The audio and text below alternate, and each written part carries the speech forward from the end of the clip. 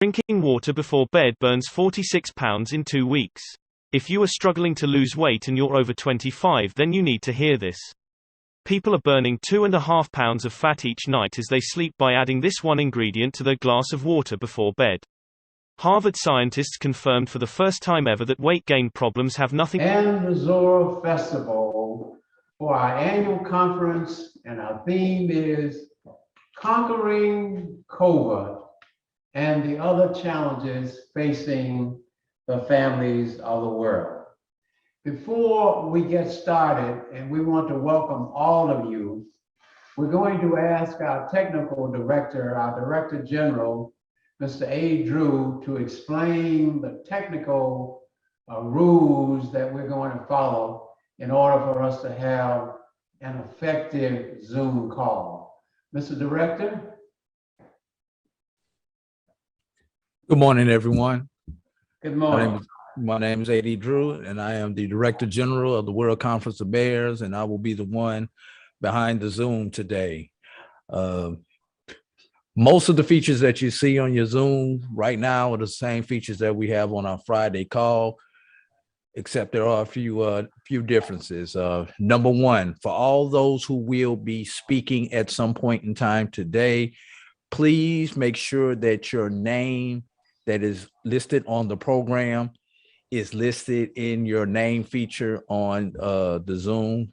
If you do not know how to reset your name on the Zoom, you go into your picture, you right click, and then you will type in your name so that I can find you at the appropriate time when it comes your time to speak. Number two, the chat feature. If you want to chat with other members who are attendees, please utilize the chat feature. If you have something that is directed at a panelist, someone who appears on the screen, please use the Q&A feature to direct a message directly to the panelists that we have speaking here today. Once again, keep in mind we have a jam-packed agenda. Make sure that everybody does their best to adhere to the time constraints that we have. And please, if you have a question for me while we are on this conference today, please use the Q&A feature to correspond with me. I will not be monitoring the chat on a regular basis, but you guys can feel free to chat and leave your comments amongst each other in the chat feature. I hope I answered all of your questions. Good. Thank you, Mr. Director General. And if there are any questions, do not hesitate to call them. We have hereby called to order this annual meeting. I want to say to all of you, as the founder of the World Conference of Mayors and as the founding president of the Historic Black Towns and Settlements, we are delighted to have all of you. We regret not being able to hold the conference in person because of the COVID crisis in the Orlando area. But we're still going to feel as if we are in Orlando because we're going to have with us officials from Orlando who are going to still welcome us to Orlando. And we're going to begin by calling upon the local chair of our host committee. That's none other than the Honorable Samuel Ings, WCM President for Trust, former Mayor Pro Tem of the City of Orlando, and Commissioner for District 6, former Commissioner for District 6. Are you available, Your Honor? We are prepared now to begin this conference with prayer. One thing that we always do is have prayer before we begin any of our official meeting or a moment of silence. So, Your Honor, are you ready? Commissioner Ings.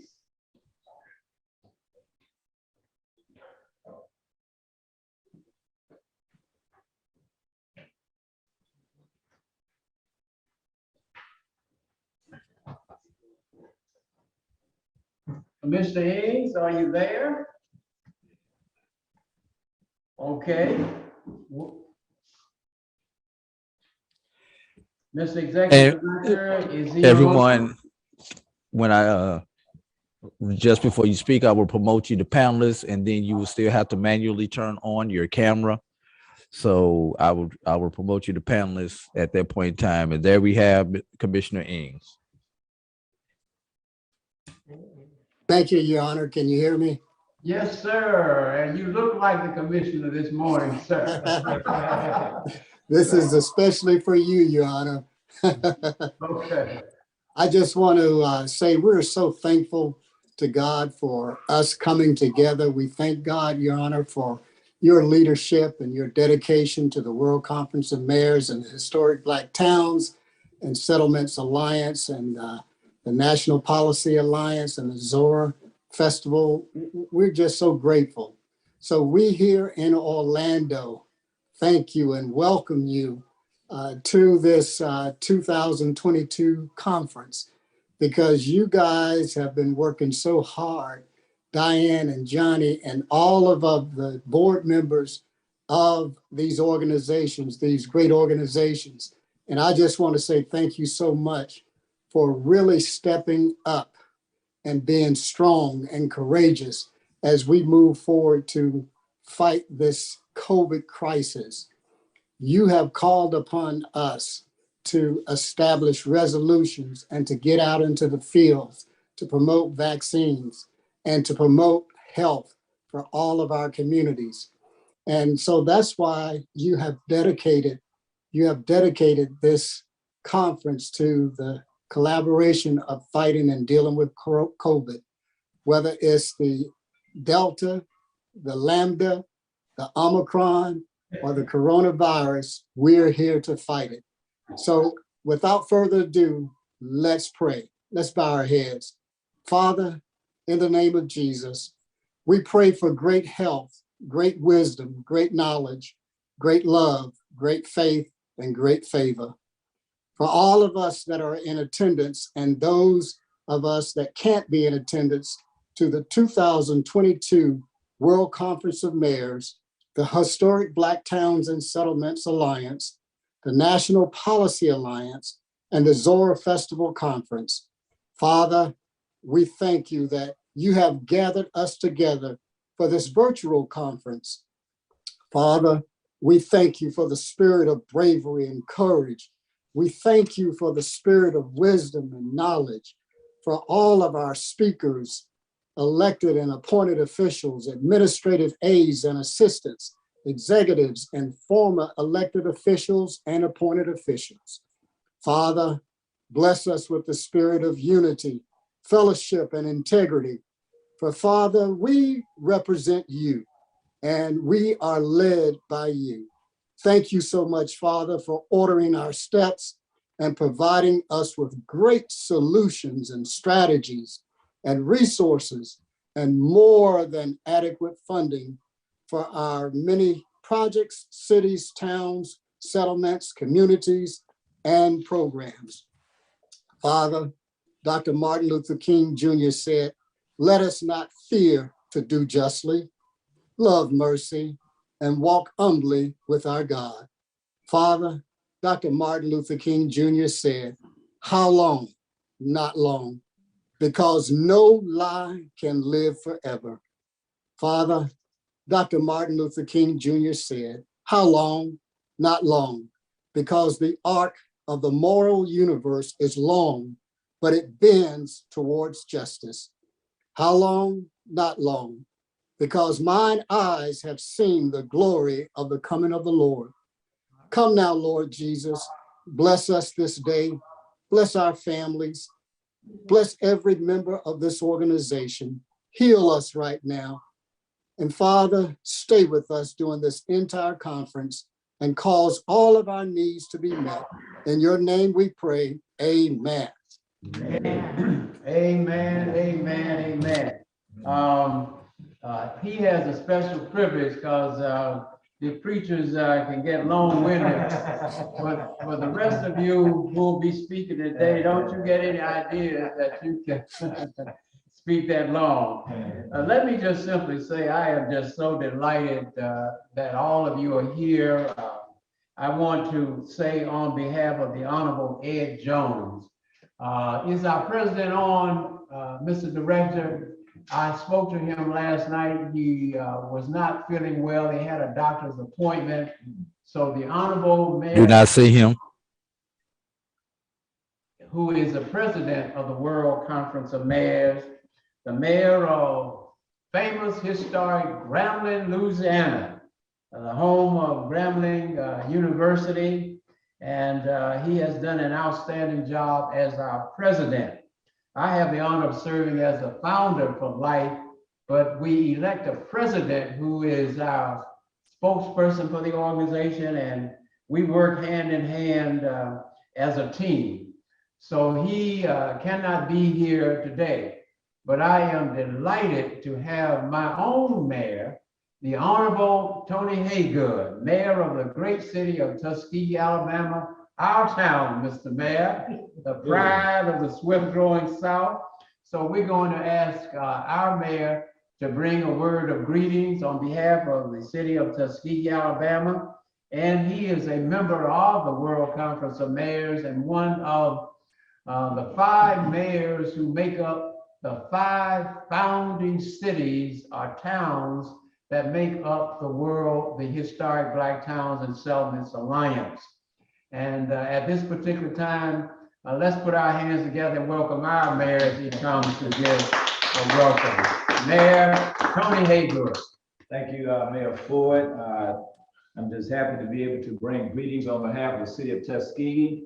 Unfortunately, we couldn't be in Eatonville, which I love every time I come down there, and the Zora near Hurston Festival. Zora near Hurston coming from our community here around Tuskegee, Macon County, Alabama, and the Old Southern. But we bring greetings to you because it's critical that we get together as we're doing today and consider our strengths in combining together to address the challenges we face in health with COVID-19, to address the challenges in voting rights, to address the challenges we see as we go forward in terms of understanding the strengths that we have to share so that we can continue to make progress. We are not going backwards in this country. We're going to move forward. And we're thankful that all of you are here together with the Zora near Hurston Festival, World Conference of Mayors, Historic Black Towns and Settlements, because we need all our organizations, all our elected officials, all our citizens to join together to move forward. We want to say we thank you from the city of Tuskegee, historic Tuskegee, Alabama. We look forward to connecting with you and working with you in any way that we can. We thank our founding our founder, Johnny L. Ford, leader Johnny L. Ford, for the work that he's done in all these organizations. And we will continue to work with him and with you. So all those I don't get a chance to see, I look forward to seeing, and I've seen in the past, I look forward to seeing you in the future. But greetings from historic Tuskegee, Alabama.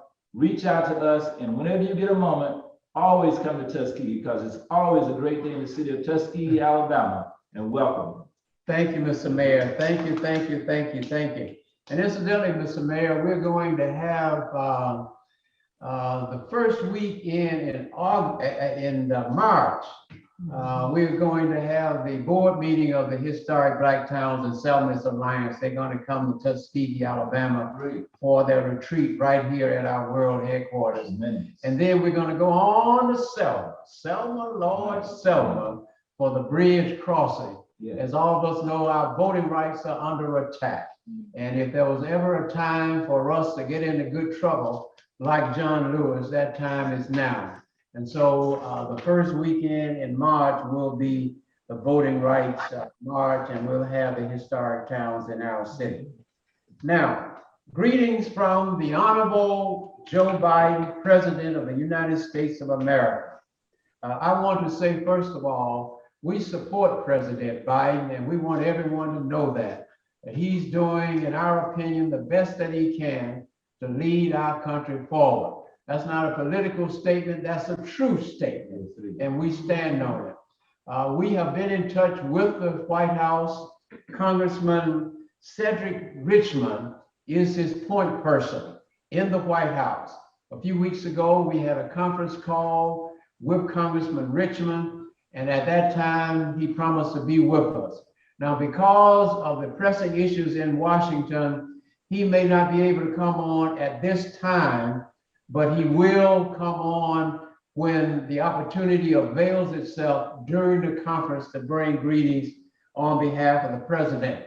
Why is that important? Because we will collaborate here on how to conquer COVID and the other challenges facing our people. And as a result of that collaboration, of our collaborating, we will come up with resolutions which we will collectively adopt as mayors, as county commissioners, as members of Congress, as locally elected officials. We will come up with resolutions which this conference as a conference will go on record in support of.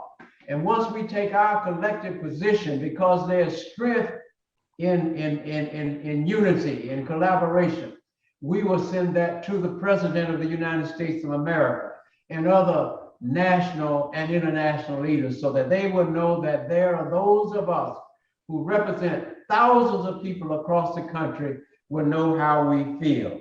So, Mr. Director, do we have the Chief Apostle Leonard Lucas from New Orleans on the phone? Is he with us today? The Chief Apostle. If the Chief Apostle is not with us, we wanted, and we strategically put, he will be joining us if he's not with us now. We wanted him to be here at this particular point because he served in the Louisiana legislature along with Cedric Richmond. The two of them are very close. And therefore we have an apostle, but he's also part of our overall family. And he makes sure that we have direct access to the White House. So we had hoped that he would be on at this particular time, but if he's not, we will move on to our next presenter. We will go now to the greetings and welcome to Florida. As I said, we wish, well, I don't know that we should be excited about being Florida. Hell, excuse me, it's as cold in Florida as it is. But seriously, okay, all right. But seriously, we are just delighted to have at this particular time representing the Honorable Jerry Demings, who is the mayor of Orange County. We are proud of him. Mayor Demings, both he and his wife, they are a power couple. She's the Congress lady and he's the mayor. And the two of them work hand in hand. But Mayor Demings has actually offered a proclamation. And we're prepared now to go to the representative representing the Honorable Jerry Demings, the mayor of Orange County. Mayor Ford, I do have a recorded message from Mayor Demings. We're ready. Hello, I'm Orange County Mayor Jerry Demings. It is my pleasure to welcome the World Conference of Mayors to Orange County, Florida. We are honored that you chose Orange County to host this event, this international gathering of leaders. Through diverse partnerships with several international cities and regions, Orange County has transformed into a global market space. In November of 2021, we launched a clustering initiative branded Synfluence. This initiative has over 50 companies and 4 technology industry clusters to include energy and environmental sciences, gaming, entertainment, and esports, life sciences and learning sciences, and human performance. The goal is to increase our international business. During your stay, I hope you take the time to enjoy our theme parks and cultural events such as the Zora Festival. I know you've been there before. On behalf of the over 1.4 million people who call Orange County home, thank you, Mayor Ford, for once again choosing us as your destination for the World Conference of Mayors. Have a great conference.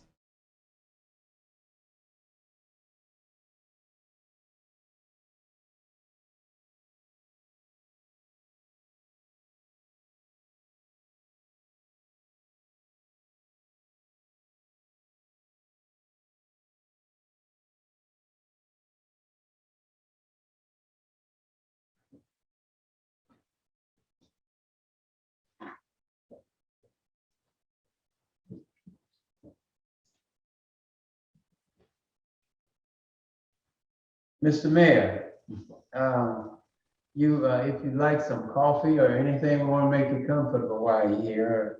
I'm good. I'm gonna get coffee in a minute just to keep going. Okay. Keep that energy going. How we coming? No volume yet? It is my pleasure. Hello, I'm Orange Okay. Mr. Director General, if we do not have it, we can come back to it later today, okay? How about? Here it goes, Mr. Mayor.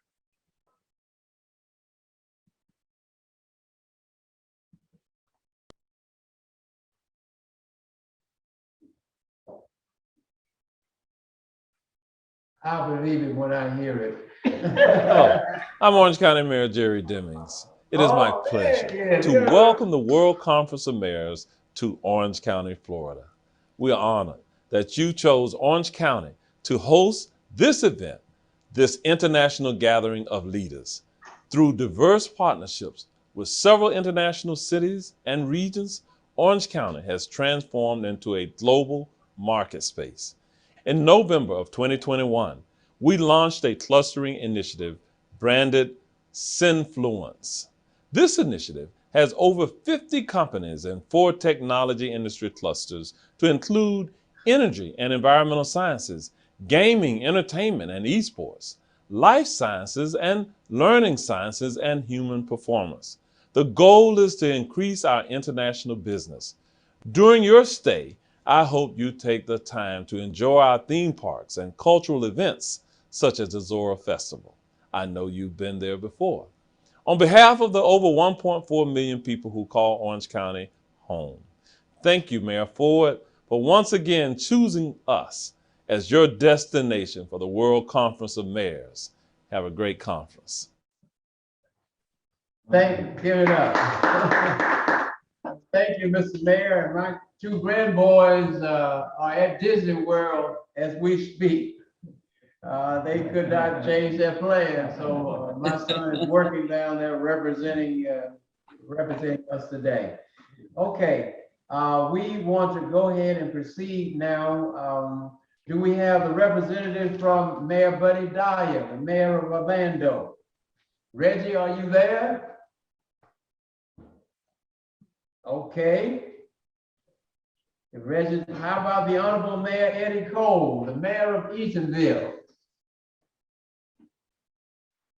I know Mayor Eddie Cole, and just remember, everyone, if they're not here now, at some point they will be joining us during the day, and we'll recognize them at that time.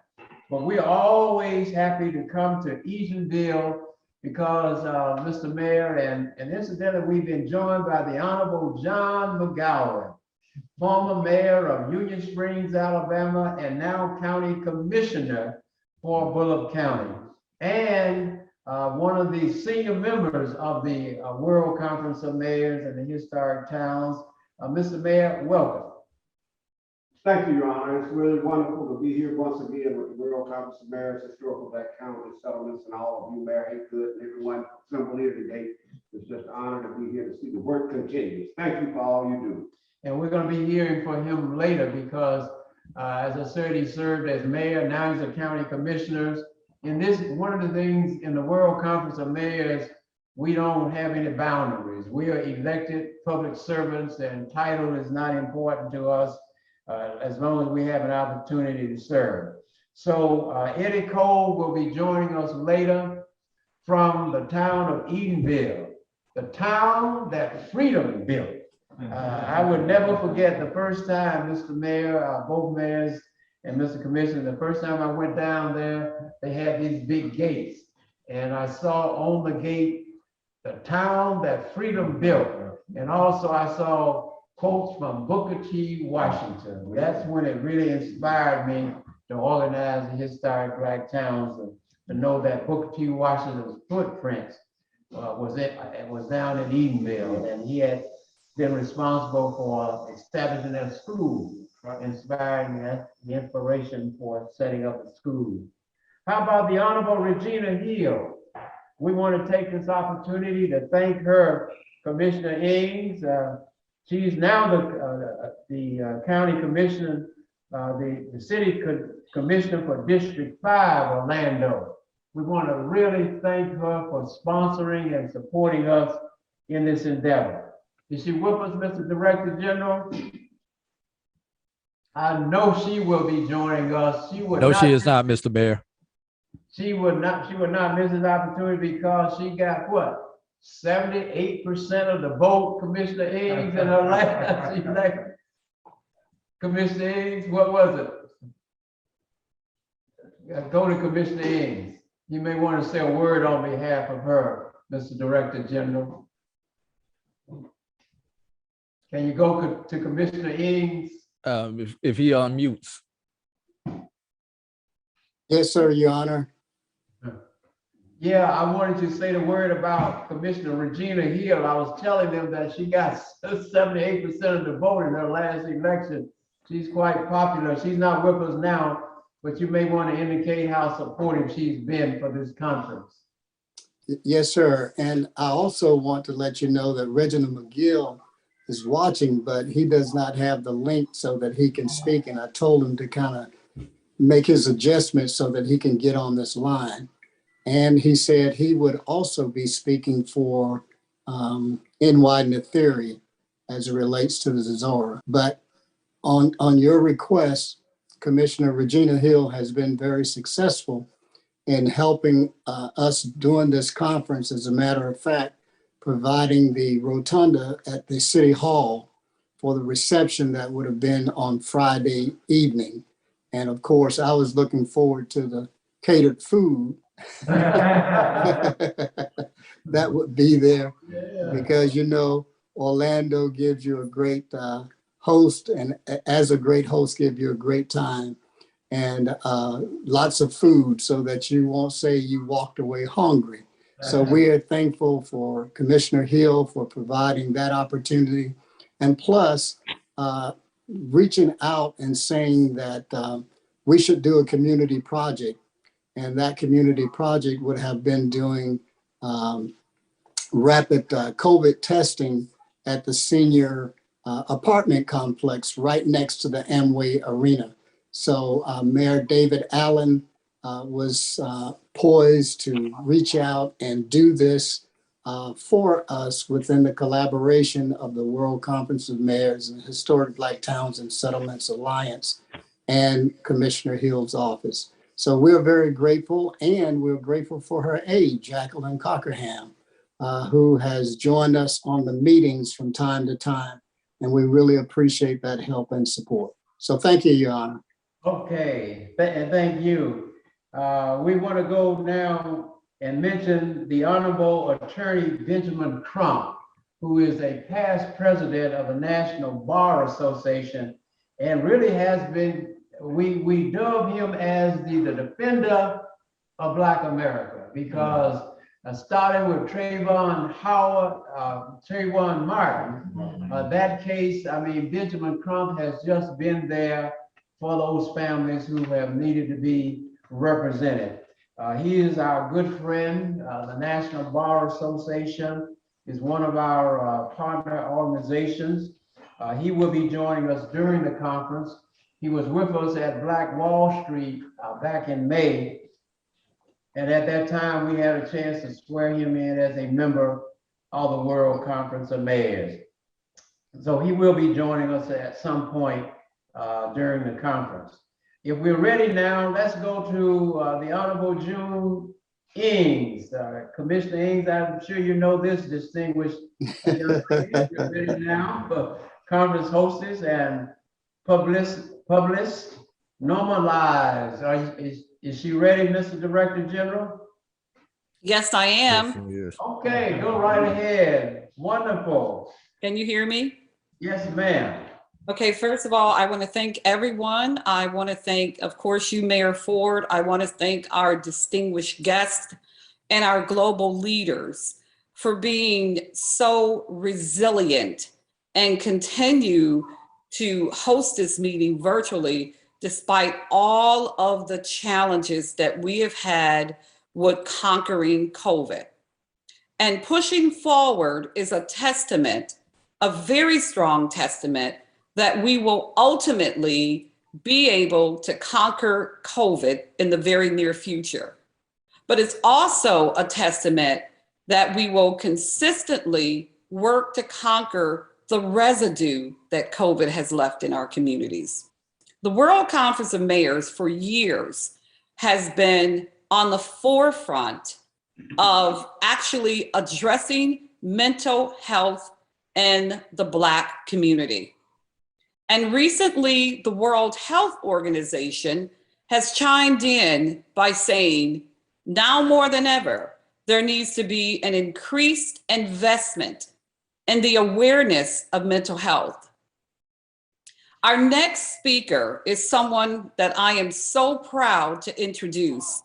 He is a gifted storyteller, and he is amplifying the voices of millions impacted by mental disorders. His name is Charles C.J. Penny.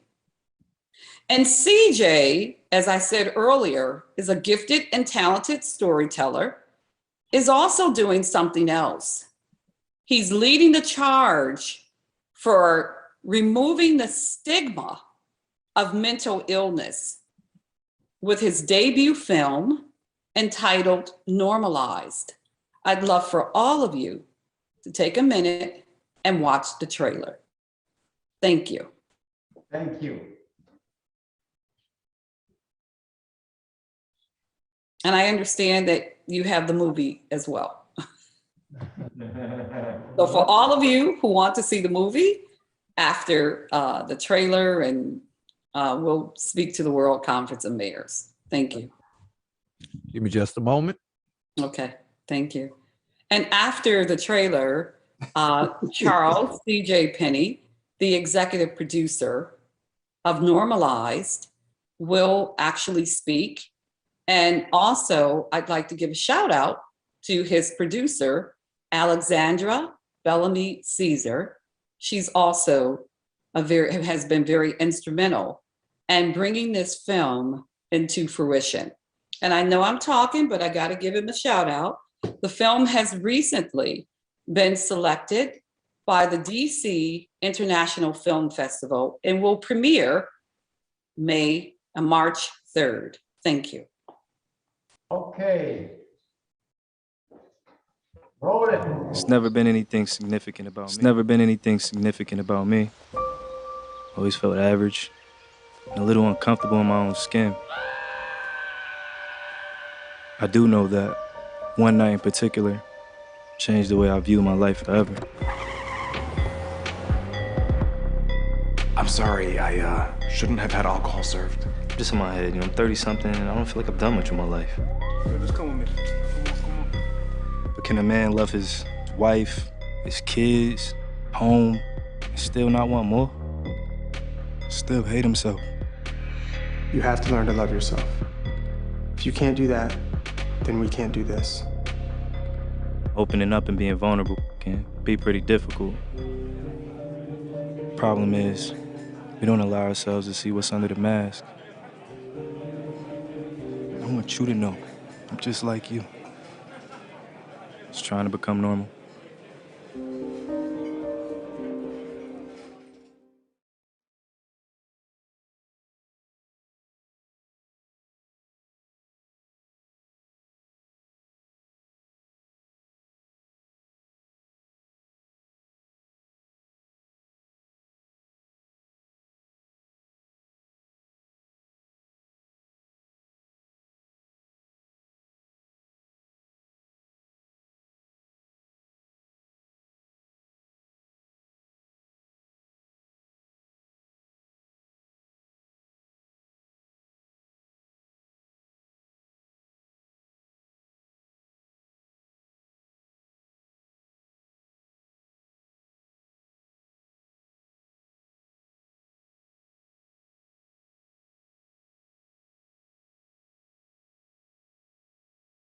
We was having fun while we were waiting on it.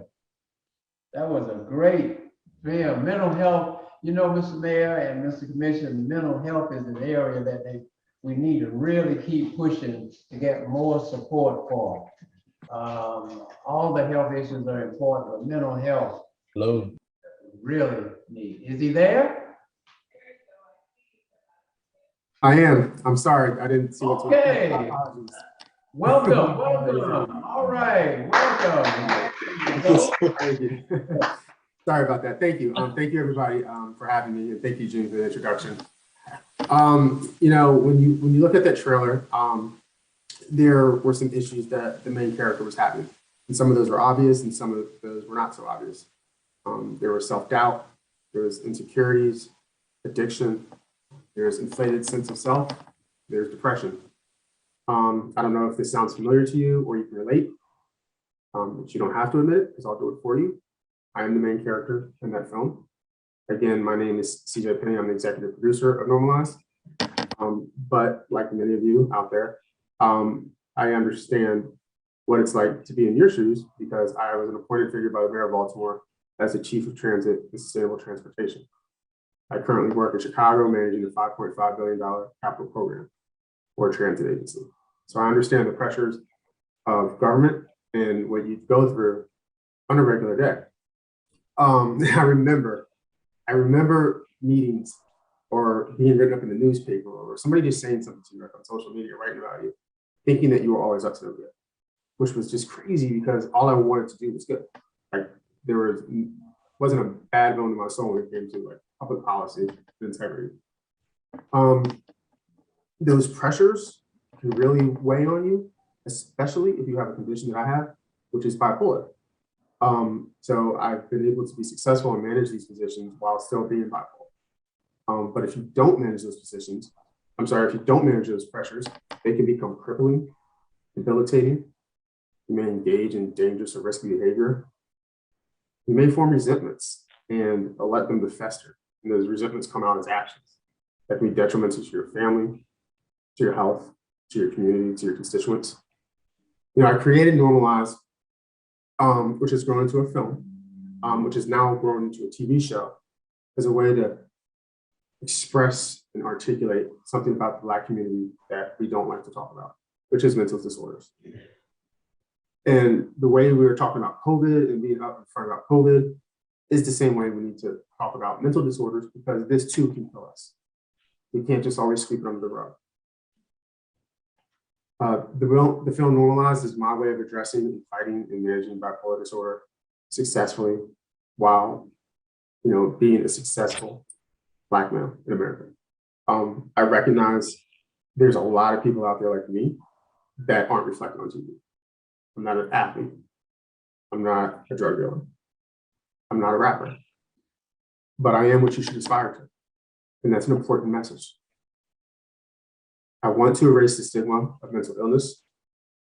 And you know, I'm hoping that you guys can join me with that and spreading the message about mental illness. I hope you enjoy the trailer. The full film will be available. Thank you, Mayor Johnny Ford, and all the distinguished leaders and guests of the World Conference of Mayors, Historic Black Towns and Settlements Alliance, the National Policy Alliance, the Zora Festival. Their commitment to empowering communities, conquering COVID crisis, and other challenges facing families of the world, particularly mental health, is commendable, and I look forward to engaging you all in the future. Thank you.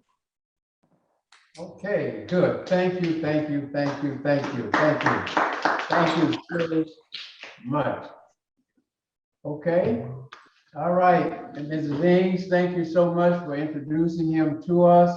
And we're going to stay in touch because a movie maker, Diane, we really need him here to make a movie about Tuskegee, right? And I'm serious. I got you, no problem. We had to move about the Tuskegee Airmen. It's time to do the Booker T. Washington movie. I want you to know that Dr. George Washington Carver, and so we're going to stay in touch with you, okay? All right, sounds good. Thank you very much, everybody. Now, it is my honor to introduce our keynote speaker. It is a pleasure for us to have the second time Dr. William Bell. He was with us in Eatonville a few years ago when we met, a couple years ago, and he's consented to be with us again. Dr. Bell is the president and CEO of the Casey Family Programs. This foundation is headquartered in Seattle, Washington. We're proud of this young man. I spent some time in New York City. He made, I will not say he made his mark in New York City, but he really did an awful lot of good in New York City. And now he's in Seattle, and this foundation serves not only Seattle, but the nation and the world. Dr. William Bell hails from the great state of Mississippi. In our program, you have his bio, so just take some time and read it. It is our honor on behalf of the World Conference of Mayors and the Historic Black Towns and Settlements, the National Policy Alliance, and the Zora Festival to present to our keynote speaker, the Honorable Mayor Charles Evers Award. Not only is this award in honor of Mayor Charles Evers, but his brother Medgar Evers, who gave his life fighting for freedom and justice and voting rights as the head of the NAACP in Mississippi. Mayor Charles Evers, we remember him because he was one of the original mayors, Mayor Haygood and Mayor, both of our mayors who are here, Mayor McGowan. But Mayor Charles Evers was there in the beginning with us. But Mayor Evers, Medgar Evers, and Dr. William Bell, they all hail from the great state of Mississippi, just like Congressman Benny Thompson now, a former mayor of Bolton, Mississippi. So Mississippi has produced some outstanding leaders, history makers, and great public servants. And among those is none other than Dr. William Bell. It is my honor to present to him the World Conference of Mayors and the Historic Black Towns and Settlements Alliance, the Honorable James Charles Evers Award presented to Dr. William Bell, a trailblazing Mississippian following in the footsteps of fellow Mississippians, Mayor James Charles Evers, who then elected mayor of Fayette, Mississippi in 1969, became the first African-American mayor of a biracial town since Reconstruction. And his brother Medgar Evers, NAACP civil rights martyr for freedom, assassinated in 1963. Would you put your hands together, all of us, and let's welcome the Honorable Dr. William C. Bell, President and CEO of the Casey Family Program. Thank you all, and thank you, Mayor Ford. I grew up always hearing about and knowing about Mayor Evers and the NAACP leader, Medgar Evers, and the contributions that they made that made it possible for me to do some of those things that Mayor Ford just talked about. Influence is a major factor in where people end up in their lives. And I would say that my mother, Mrs. Alberta Williams, served as an alderwoman for multiple terms in our town that I grew up in, Pace, Mississippi. And my sister is the current mayor of Pace, Mississippi. Wow. And so it is, the power that rests in the hands of mayors and leaders like the people on this call and this conference. You have the power to change people's lives. And that is one of the reasons that I am so supportive of Mayor Ford and all that he is doing, and so supportive of all of you, because the future of our children rests in your hands. It is an honor to both greet you and to be a part of such an important collaboration effort. I thank you for this opportunity to join you again and to support your work that unites us around the common mission of strengthening our communities and making them even stronger for our children. Your work creates a platform to build communities of hope for the children and families in your cities, your towns, and the settlements around the world. Our work at Casey Family Programs is deeply rooted in the belief that every child deserves to live in and to be raised in a community of hope. Children deserve to grow up in communities where they are safe and have the support that they need from the adults in their lives to be healthy and to succeed in life. All children deserve to grow up in communities where their families can find the resources and opportunities that they need to build a better future for their children and for themselves. We believe that all children deserve to grow up in communities where all of the institutions that touch their lives are committed to working together to improve the outcomes and opportunities that are available to them. Mayor Ford mentioned the work of Benjamin Crump earlier. And the reason why there is so much work on his plate is because not all of the institutions that touch the lives of our children are committed to improving those lives. And we have to continue to do this work. Casey Family Programs is a national foundation that was started in 1966 in Seattle by Jim Casey. Mr. Casey was also the founder of UPS, United Parcel Services. And he believed that one man, that one family, that one group of people could change the world for others. Today, we work in all 50 states, Washington, D.C., Puerto Rico, the U.S. Virgin Islands, and we also work with tribal nations to influence long-lasting improvements to the safety, the well-being, and the success of Native American children, their families, and the communities where they live. As a founding member of Cities United, and Mayor Ford has joined us at a number of Cities United convenings, Casey Family Programs is committed to working with mayors and cities to reduce the violence-related deaths of African-American boys and young men. We lose so many precious lives every single day in this country. And the majority of the deaths due to violence and the use of handguns happen to African-American boys and young men. I want to thank Mayor Ford, the board, and members of the World Conference of Mayors and Historic Black Towns and Settlements Alliance for the work you're doing across America and around the world to create strong, supportive communities where children and families can thrive and succeed. We are grateful that the World Conference of Mayors and Black Towns and Settlements Alliance continues to recognize and act upon the mutual and interlocking interests that impact the lives of our children and their families and in communities around the world. The past 2 years have been challenging for all of us. We continue to face a worldwide pandemic that has created the worst health crisis that we have seen in our lifetime. Unless you are over 100 years old, you weren't around during the influenza pandemic. But you have been around to experience what AIDS has done, what Ebola has done, and so many other devastating situations that we've encountered. But when we look at the magnitude of what COVID has done, in the United States alone, more than 70 million people have contracted COVID-19. More than 850,000 people in this country have died from the virus.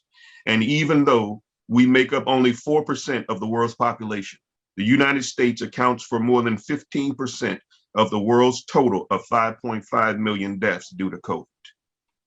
And the challenge is that we're not just facing COVID.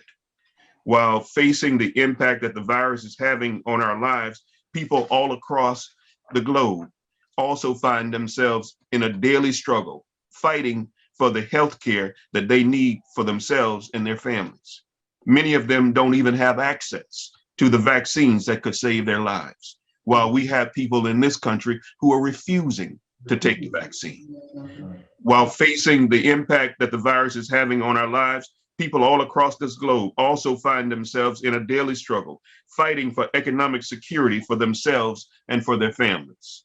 While facing the impact that the virus is having on our lives, people all across this globe also find themselves in a daily struggle, fighting against the impact that global climate change is having on them and their families. We just only have to look at what just recently happened in the island of Tonga. And at the same time, while facing the impact that the virus is having on our lives, people all across this globe also find themselves in a daily struggle, fighting against the violations of human rights and human dignity that are killing them and destroying the future for their children. Any one of these fights happening in a separate moment in history is devastating and world altering. But the confluence of these fights, all happening simultaneously, is in a contracted space of time, can be more than enough to overwhelm us all and leaving us filled with despair. Many of you may remember that great poet and singer Marvin Gaye, who in his Inner City Blues song from the 1970s said, "It makes me want to holler and throw up both my hands the way they do my life. It makes me want to holler and throw up both of my hands the way they do my life." Marvin Gaye was singing about the impact of despair on the daily lives of people in Black communities across America. Many of those communities are still struggling today and need the support and the work that you can bring to them. I believe that the single biggest challenge confronting our children and their families in cities around the world today is a loss of hope. Loss of hope. They are facing the challenges of each day, weighted down by a sense of hopelessness. But as Dr. King reminded us, we must keep finding ways to create stones of hope, even when we are surrounded by mountains of despair. These are indeed complex times with complex challenges. Yeah. But we, Please face it now. but we as a people have overcome complex times throughout our existence. We must remind ourselves every day that as we face this generation of challenges, that we have been overcoming challenges all of our lives. We have always had to press our nations and to press our people to live up to the ideals and the principles that we say we believe. And our work is not finished. Not finished. Your work is not finished. This is what makes today so hopeful for me. This is what makes our work more doable for me. This is what makes the challenges that lie ahead of us conquerable, because I know every single day that we are more than conquerors. Moments such as the one we currently find ourselves in are designed to cause the hope that lives inside of each one of us to come alive. Yes. It is these very moments that must push us to see the opportunity before us to change the future for our children. How else do you account for the words of the song written in 1900? The turn of the 1900s, lift every voice and sing. All right. If it was not because of hope. This song was written by a man who was born and raised just 140 miles north of the ground where we would have been today if this meeting was being held in person at the original site. Sing a song full of the faith that the dark past has taught us. Sing a song full of the hope that the present has brought us. Even as we're surrounded by despair, hope is still standing right next to us. Hope is still living deep down inside of us. We just need to make it come alive. When these words were written, very little had changed regarding the general welfare and economic conditions in the 35 years since legal slavery ended in the United States. 1900, 35 years after 1865. And I say since legal slavery ended, because we all know that people are still enslaved today. Say it, come on. We all know that not only across America, but across this globe, there are people who are waiting saying, when are you gonna come and set me free? Yeah, come on, Doc. We have the opportunity to make that real for so many people. Yet in this bleak moment, a people with seemingly no reason to hope could sing about hope, facing the rising sun. Come on, Doc. Of our new day begun. Let us march on till victory is won. This was in 1900 in the South, in the United States of America. This had to be about the power of hope. In this time that we're in right now, what will we do? with our chance to bring about change for children and families. In collaboration with each other and in collaboration with others, what will we do with the chance that we have to improve the well-being of children and families across this nation and around this world? I've seen people in the chat writing in where they're coming from: Topeka, Kansas, Ghana, and Florida, and so many other places in this world. We need to understand and accept that dreams transverse generations. Dreams and hopes live on because of the actions, the difficult work, and the victories won by the preceding generations. These are the actions that plant seeds of hope for the future generations. While we reap the harvest of the hope that previous generations planted for us, it is up to us to sow the seeds of hope for our children. It is up to us to build a better world for all of its children. We are the architects of our children's hope. We are the architects of our children's hope. We must continue to press towards change and progress to reach that promised land that Dr. King saw at the mountaintop. And as he said, even if we ourselves don't get there, come on, Doc, we must build the pathway of hope and promise for our children to follow. I want to thank each one of you for the work that you're doing and what you've committed your lives to. I want to thank each one of you for continuing to be a part of this great organization. And may God bless you all, because I hope that our children will one day reap the benefits of the seeds of hope that we are sowing today. Thank you, and God bless you all. Seeds of hope. Yes, sir.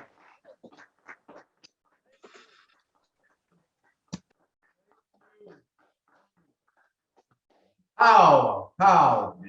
Thank you, Dr. Bell. Thank you. God bless you. We love you, we appreciate you, and we want to do more, sir. And I'm looking forward to coming to Seattle to meet and to find out what we can do to help and be more supportive of the K-6 family program. All right? Well, I would say to you, I will meet you wherever you are. Yes, sir. And we will continue to be supportive of you and the work of this great organization. And we want to see the moment in time when the children who are not yet born are able to stand and fill the shoes that we will vacate someday, because we won't always be here. But we've got to make it possible for those who are coming after us to be willing to stand up in the face of adversity and say, we shall overcome. All right, someday. God bless again. Thank you all. God bless you. Mr. Mayor, I want to say thank you. Mayor, just say thank you to Dr. Bell before we go. Thank you for that outstanding presentation, very inspiring, and we're glad to be on the forefront of trying to help and be the architect for the future of these young people in America. And I hope we all share what you're bringing and the K-6 Foundation is bringing to us. Thank you so much. Thank you. Thank you all. And we have Ms. Johnny Harrison, Commissioner. We have Ms. Myrtle Sweeney, we Ms. Jackie Walker, Ms. Diane Robinson, and Colorful, the mayor's staff. So we're all here. Thank you, Dr. Bell, for supporting what we do. Thank you, sir. Thank you. All right. Reggie, are you there? Reggie McGill from... Yes, sir. Yes, sir, I am. Can you hear me? Yes, we can. Representing the mayor of Orlando. Go right Absolutely. ahead, Reggie. Thank you so much for all the support. I want all of you all to know that Reggie helps to get it done. I mean, he and his office was so cooperative, and Jackie and Regina, Commissioner Hill's office as well. Yes. She just has done a great job. So Reggie, you have the floor.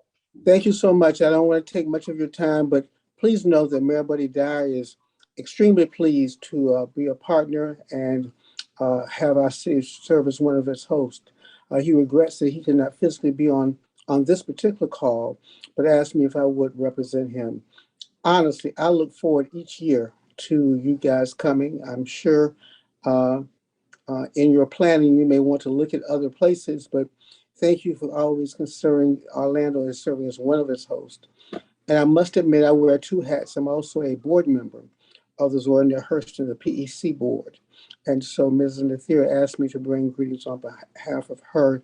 She's not able to make it at this particular time frame, but please understand that we hopefully will look forward to you guys coming next year in the historic town of Eatonville, obviously in the city of Orlando. Reggie. I would be remiss if I did not say thank you to, we stand on shoulders of Commissioner Ings and Mrs. Ings for their stellar leadership and commitments ongoing to our community. As you have mentioned, we thank Commissioner Hill for having vision and vigor to make sure that we're always represented. And as I close, I would want to just mention the Honorable Daisy Lynham, who served this community and served it well. She made her transition last year, and we miss her sorely, but we ask that you would continue for you all to continue to keep her family in your thoughts and prayers. Mayor, again, thank you for all you do, and I know you don't do it by yourself, and all of those who are associated with this organization, we say thank you for all of your work and your ongoing commitment. Reggie, thank you so much, sir. Reggie, before you go, thank you for mentioning Commissioner Daisy Lyman, because she did so much to make us welcome from NBC Leo and other organizations she hosted in the city. So may she rest in peace. Let me also mention that you said next year. No, we're coming in June. That's right. I'm looking at the document. I'm having a moment, never a senior moment, but having a moment. My apologies. We're making plans now. So thank you for the correction. Let me just announce it, Reggie, at this time, we will have our mid-year conference because we had to go virtual this time. We will convene on June 2nd in Orlando at the Sheraton Hotel again. And we'll begin with an international reception hosted by the government of Taiwan. That will be our international reception that Thursday evening. And then all day Friday on the 3rd, we'll have our workshops and the various seminars and information all day on Friday. And that night, Friday evening, the 3rd, we want to be able to come back to City Hall once again and have that splendid reception. No one can do it. Commissioner Ings can tell you that I personally picked out the barbecue place in Orlando to prepare the food. That's what we want, okay? And we'll have the reception again, and we'll ask Judge Perry, who's a graduate of Tuskegee University, to swear us in again in that ceremony. And then on the 3rd, we will go to the town of Eatonville for a Black Roundtable. We talked about it earlier in our conference.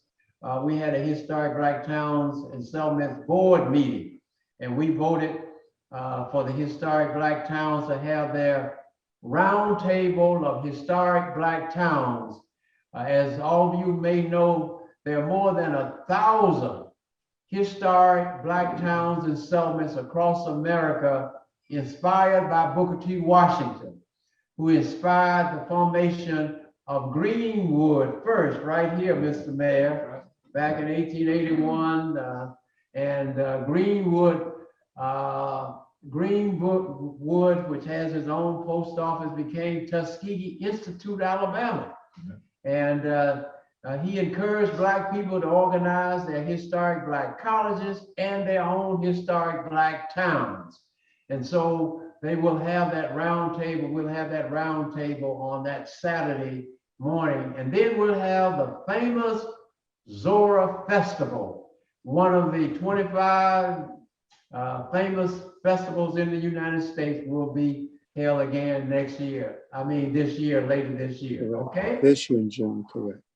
All right, so we're coming when it will be warm. I understand it's 50 degrees. Yes, sir. So 2 days ago, it was 40. It was 41 degrees. So yes, we've had some cool weather, cold weather for us at any rate. So we'll come back. Again, thank you so much, Mayor. Okay. Okay. Thank you, Reggie. Thank you so much. All right. Yes, sir. Now, Drew, Mr. Director, we're ready to go to international greetings. Is the Honorable Mayor Frank Jackson available? Mayor Ford, you've got Bob Bergen from Crime Stoppers. Not on the agenda. Okay, well, that's important. We'll pause while Mayor Jackson is getting ready to hear. And incidentally, let me just say now, here's the ground rule. We've heard enough speeches, okay? And you can't beat Dr. Bell. He said it all. So today, we don't need any more speeches. What we want today is, this is like the United Nations from this point on. Each of you are going to be asked to participate in the official roll call, where we're asking you to take 2 minutes to, one, introduce yourself, your organization, your goals and your purposes, and lastly, your commitment to conquering COVID and other challenges. That's all we need from you today. The speeches are going to be tomorrow, okay? So we'll begin by you setting the example. Who, Mr. Crime Stopper? Who's coming now? This is Bart. Oh, Miss. Oh, I'm sorry, ma'am. No, it's okay. On behalf of Crime Stoppers USA across the country and our local Crime Stoppers Crime Line, I am very, very proud to be sitting here and listening to you today. We are all about safety in our communities. We are all about our children being safe. And I want to remind all of you, if you're not engaged with your local Crime Stoppers program, the anonymity can make a difference in the violence that we're seeing in our communities today. The other thing, sir, that does weigh in towards COVID is we're very actively involved in illegal trade, and we're seeing a lot of illegal trade when it comes to the COVID problems we're having today. That's me. I'm a retired police officer. I believe in everything that we're doing.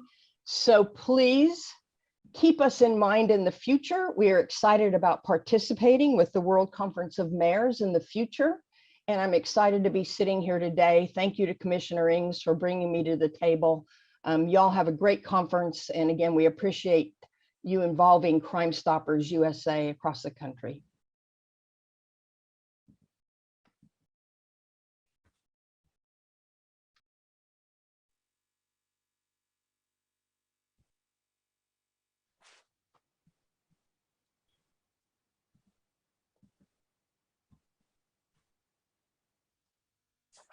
Your Honor.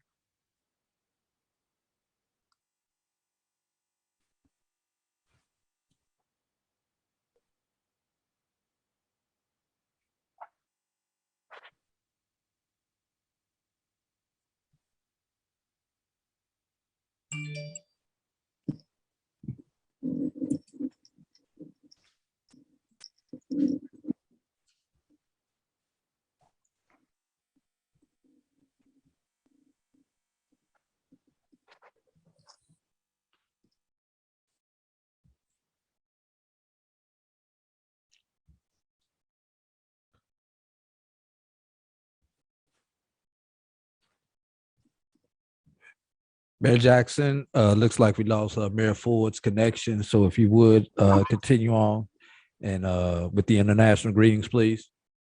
Okay, thank you. Greetings to everyone, to the Honorable Mayor Johnny Ford and to Honorable Mayor Ed Jones in his absence, and to all the mayors and other participants. I bring you greetings. This is Frank Jackson. I'm from the big city of Prairie View, Texas, former mayor, and just honored to be a part of this great conference. Several years ago, on my first trip to Senegal, West Africa, then President Awad of Senegal had the mayors, African American and other mayors throughout the African diaspora as his guest. And he told us that we could not stand by and wait for someone to ride in on a white horse and save us, that we had to save ourselves, that we had to work together as a network, as a global network. The same thing the great Malcolm X told us, that we had to think globally. And through this, the World Conference of Mayors has taken it as a charge to use twinning, tourism, trade, technology, training, treasury, trust, and others to build this global network. And I'm honored today to introduce some of our global partners that have joined with the World Conference of Mayors on an international venture. I'd like to also recognize that This great body of World Conference of Mayors and Historical Black Towns and Settlements Alliance has appointed yours truly as the international vice president to help bridge this gap between these organizations. And as part of our initiatives, we have worked with the African Renaissance and Diaspora Network as another global organization that's linked in with the United Nations on promoting its 17 Sustainable Development Goals, in particular, gender equality. And they've adopted a great red card campaign, which is a campaign against all forms of violence against women and girls. And that's something we're all proud to be a part of. And so I bring you greetings on behalf of the African Renaissance and Diaspora Network. And also I will start introducing some of the panelists. And if they're here, we'd love for them to come on and bring greetings. I would like for Mayor Ford to really introduce the Honorable Louis Tiens, who is the Prime Minister of the State of the African Diaspora. I think Mayor Ford will do an excellent job as he serves as the ambassador. Is Mayor Ford back on? Not as of yet. Okay, is His Excellency Prime Minister Louis George Tiens on? I do not see him unless he's under a different name.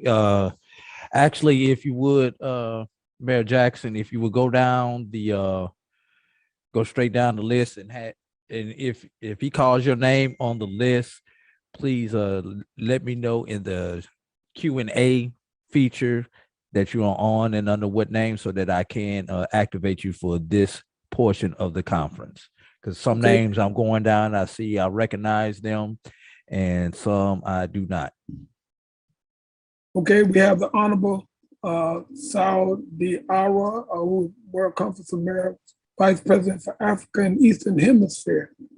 He's from Senegal. Is he here? The Honorable Jude Edward Pierre from Haiti. And I know I see the great Alistair Coward also from Canada, representing Canada and NPA Canada. Alistair, your chance to bring greetings.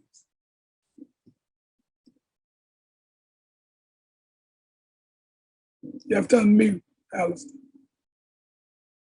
You're still muted. Okay. Thank you, Mayor Jackson. Thank you, Honorable Ford. Thank you, honorable members of the World Conference of Mayors, the Historic Black Towns and Settlements, Zora Festival, National Policy Alliance, and elected officials and people, in fact, who are joining us from all over the world. I'm Alistair Coward. I'm the Executive Director of National Policy Alliance Canada. We're a new organization. We're the first organization that is the sister brother organization of National Policy Alliance out of Washington, D.C. I was introduced to the World Conference of Mayors and to the Honorable Ford and, of course, the honorable members back in 2018.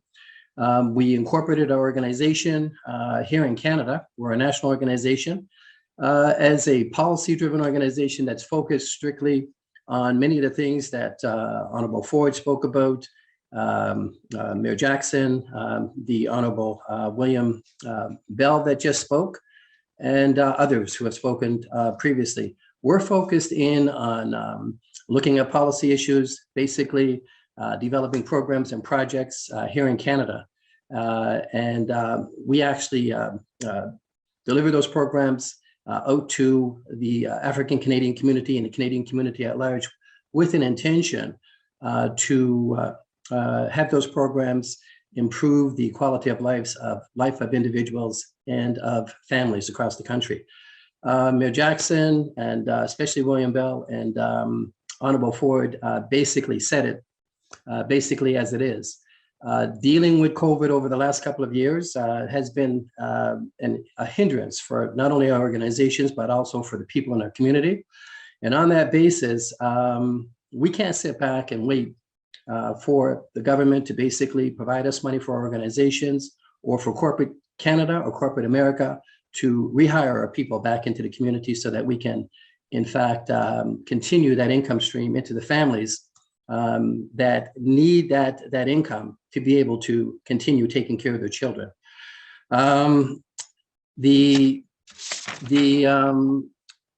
What Mr. Bell talked about, the fact that it's up to us, and we are the architects of our children's future. Here at National Policy Alliance in Canada, what we're doing, we launched our youth education program on October 13th to be able to go out there and teach financial literacy, career development, entrepreneurial development. We're looking at courses, history courses. We're looking at getting out there and making a difference.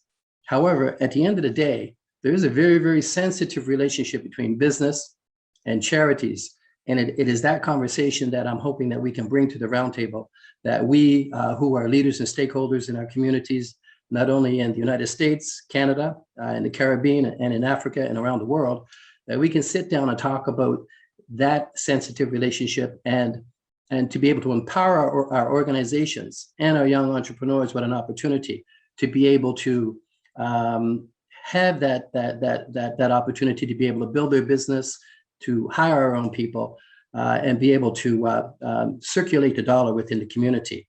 From what I've read in the United States alone, I believe our coalition of organizations represents approximately 42 million people. That's a lot of spending power. That's about $1.2 trillion in spending power. Here in Canada, we're open for business. In the African Canadian community, we're looking for business and government relationships to be able to build our infrastructure in importing and exporting, manufacturing, and also in the wholesale trade, where we are not very well represented, but with relationships that have been created by the World Conference of Mayors and the coalition with National Policy Alliance, and of course, Historic Black Towns and Settlements and the Zora Festival, and all of those other organizations that are associated into the coalition. We can come together and we can make a difference. Thank you, Mayor Jackson. Thank you, Honorable Ford. Thank you, all that have attended. And please come on up, contact me directly, and come and visit Canada. Thank you. Thank you, the Honorable Alistair Coward, for those great remarks. Next, we have greetings from the Honorable Maxwell Hoyt from the Association of African Universities.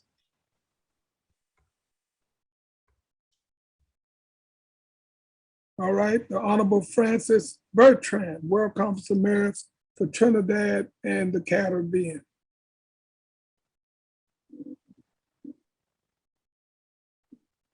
Her Excellency, the Honorable Adricana Quao, Dr. Quao.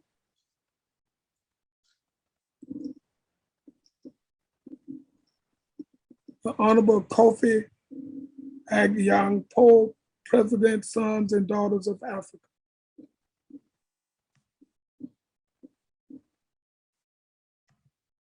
The Honorable Bobby Hunter, former Harlem Globetrotter.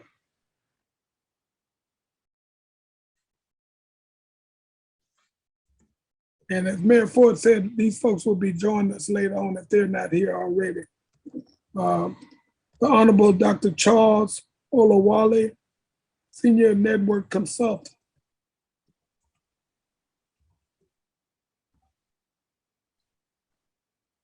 His Excellency Ambassador Sergei Mambule, Ambassador to the Republic of the Congo.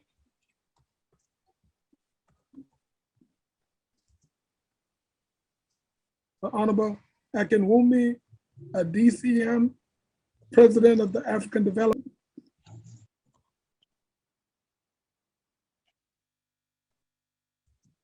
The Honorable Rochas Okoro Cha, the 9th Nigerian Senate, former governor of Imo State.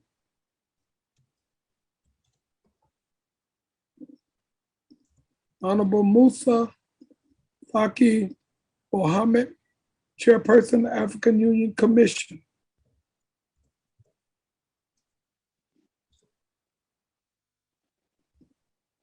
Her Excellency Ambassador Hilda Suka Mahfoudis, African Union Ambassador for the United States of America.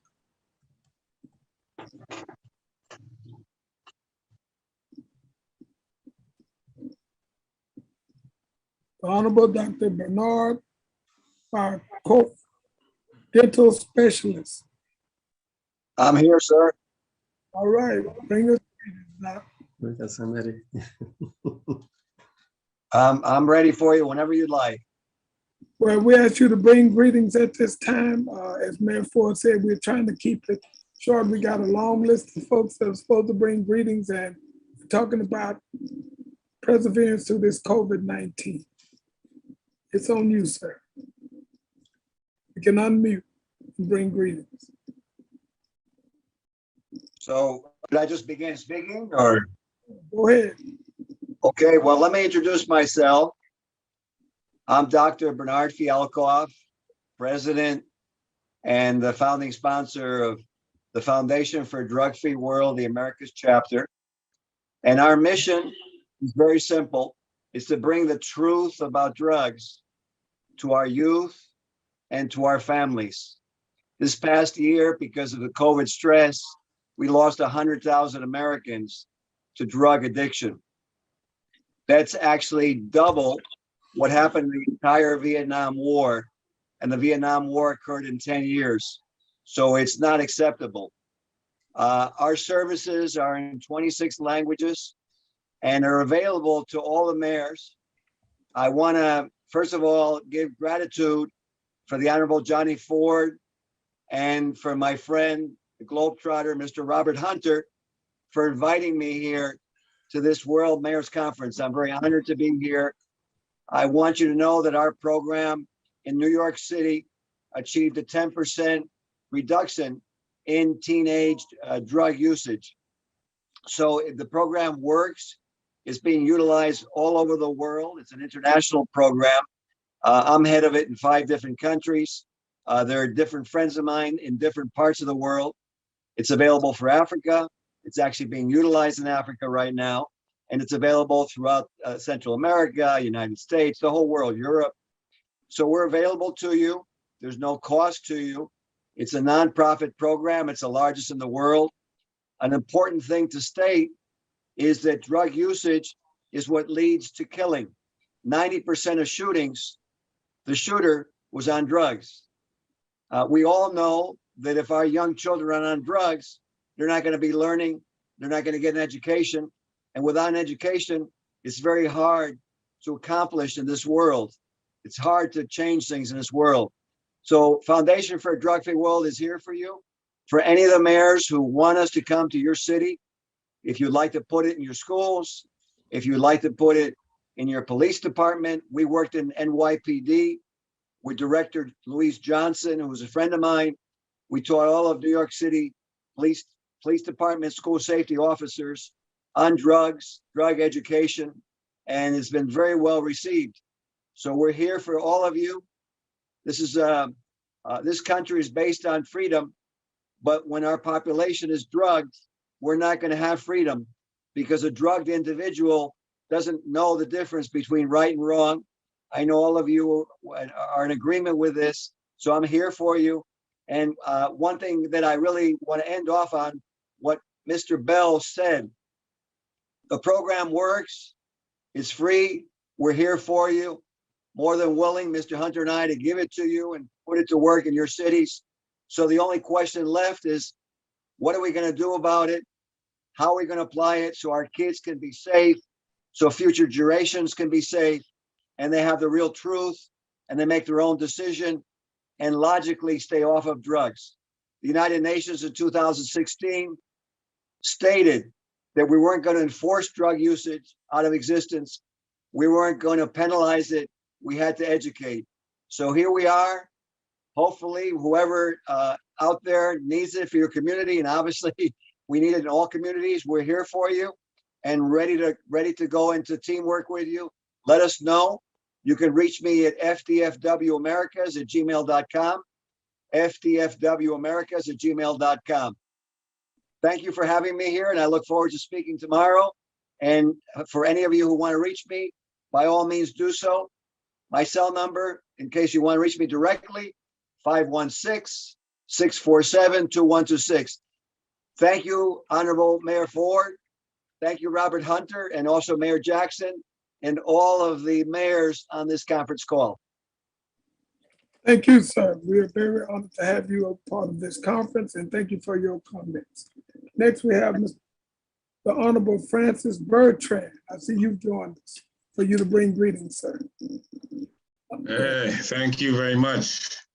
And let me extend some warm greetings on behalf of Trinidad and Tobago and the Caribbean. I see you mentioned it's cold in Florida, but it's only 84 degrees in Trinidad. I just want to extend my heartfelt thanks for being part of the conference as a representative for the Caribbean. I want to indicate today is a very historic day for Trinidad because it represents when one of our former prime ministers and scholars, the late Dr. Eric Williams, I think today was a day 84 years ago where he challenged the traditional concept that slavery was abolished for humanitarian grounds. And his book, Capitalism and Slavery, proved otherwise, that it was all economic. And after 84 years, they finally agreed to publish the book in Britain. He is an Oxford scholar, Howard University scholar, widely published. So we are feeling very special today. The other challenge we have globally is the issue of COVID. And while we are battling to have our population vaccinated, our government is currently beginning to ease some of our restrictions. And what I'm hoping to get from some of the other presenters is one or two practices that have not been widely published. You know, we know about our masking, we know about our social distancing, and we're vaccinated. But if there are any other kind of information that can be shared, I would appreciate it. Tomorrow, I'm going to formally present to the World Conference a draft resolution from Guyana, our new oil province, and Tobago to be accepted as possible venues for conference in 2024 or thereafter. But I would just want to congratulate all our participants today and to look forward to getting into some economic discussions as we try to empower ourselves virtually in this special organization. Congratulations and goodbye for now. Over and out from Trinidad and Tobago. Mayor Jackson. Yes, sir. Can you hear me? Hear you very well, Mayor Ford. Okay, great. Boy, you're doing a great job. Give him a round of applause, man. You're really good with those names too. But Francis Bertram, Bertram, don't go. Everyone, we want to thank Mayor Bertram, who is one of our past presidents of the World Conference of Mayors, and he hosted us in his country. It was a great conference. The Prime Minister required all of his cabinet members to attend the conference. Bertram, you remember that conference? Yep, I remember. Very interesting times. So we want to get back. And so tomorrow I'll present a proposal to try to get you back there, maybe next year. Okay, well, we'd love to come back to Trinidad and Tobago. And we have also sent to the White House your request for assistance. President Biden is making available vaccines for other countries, Africa and other countries, and we made sure that Trinidad was on the list, okay? That was your request. Okay. Thank you for that. Yeah. Okay. All right, Mayor Jackson, go right ahead. All right, thank you, Mayor Ford. Next, we have greetings from His Royal Majesty, Oklepime Nuer Enoba Saraku, the second corner of Ilo Koro State. You have to unmute, sir. Yeah, that's the king. Queen Mother Wakita talked so much. Is he here? He's here. Go ahead. Oh, oh, good. Go right ahead. Your Highness. Yeah. Thank you very much for the honor with me to be part of this great conference of mayors and Alliance. I really appreciate the invitation. On behalf of my state, Ilokrobo State, in Ghana, specifically in the Eastern region, we send our greetings to you and our appreciation also to recognize us and accept us to at least be part of this great conference of mayors, honorable members who are working tirelessly to ensure that COVID doesn't wipe out their people. Families are well taken care of to ensure that there will be soundness and peace and good life, economically, socially, for their people. We say God bless you for the good work you are doing, and God help you to continue with the good work. Being in charge of procurement for the whole Ministry of Health of Ghana, Health Ministry, to ensure that commodities and supplies are available across the country. I know how difficult and challenging it is to fight and manage this virus. So it is a very good thing for the World Conference of Mayors to take this up to see how there will be effective collaboration to ensure that this fight is effective and families are well protected as much as possible.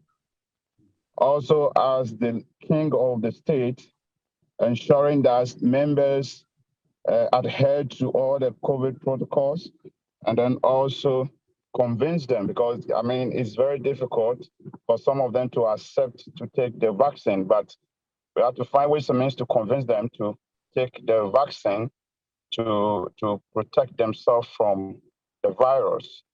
So I'm much grateful once again, and my state is also open up for any mutual sister community for development in terms of economic development, human resource, social development as well.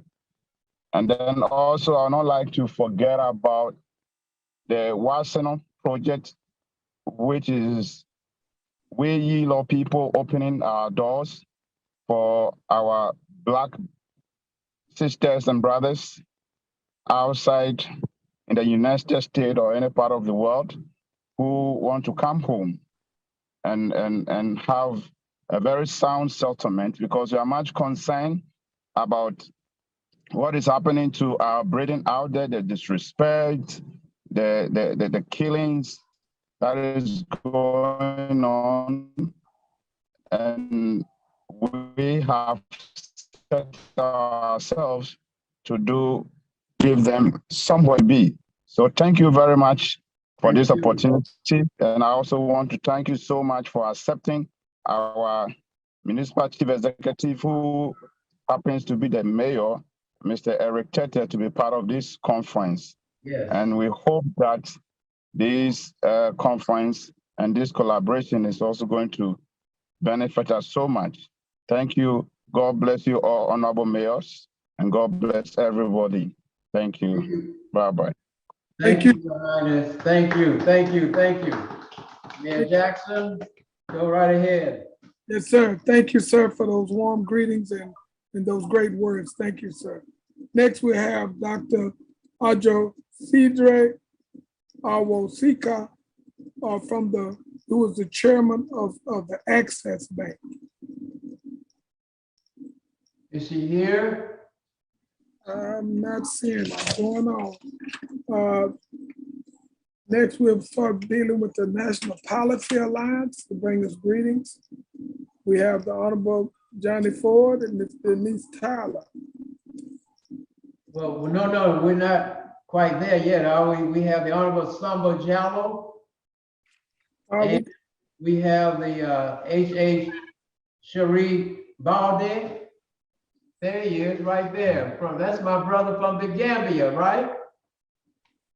Yeah, Mr. Mayor, Banjul, the Gambia, and Tuskegee are sister cities. So when they told me that we had someone from Gambia, I said, make sure we put the Gambia on the agenda. So go right ahead. Yeah, Jackson, Mr. Director, can you Yeah, he Mike? did. He did. Okay. No, he's. Go ahead. Okay. I first greet you with the greetings of peace. Assalamu alaikum wa rahmatullahi wa barakatuh. From West Africa.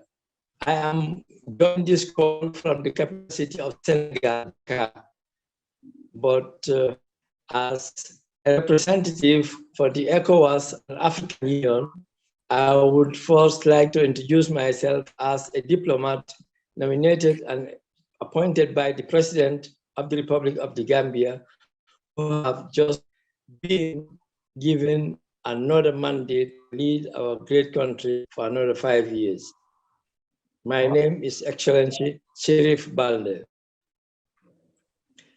I want to thank the World Conference of Mayors in extension to Mayor Nipor for having the wisdom of putting all the people of African descent around the world to feel like belonging to one constituent or one municipality. And I believe this would be a very good lesson to help our African Union to learn how to unite this continent as one people under one administration. We have an emergency here in Africa. I would rather say it's more urgent than the pandemic itself, because we are talking of this pandemic, but in Africa, we don't have enough vaccines. And even if there are enough vaccines, we don't have equal access to the available vaccines. That is number one. Number two, we have created a free African trade signed in January 2021.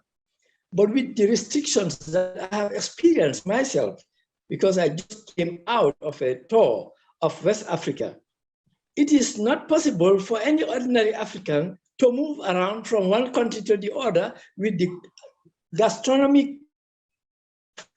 that would qualify you to any vessel to travel to another country, and upon arrival, you have to also get a test at a price. This is definitely restricting and pinning down the economic activity of the players on this poor continent.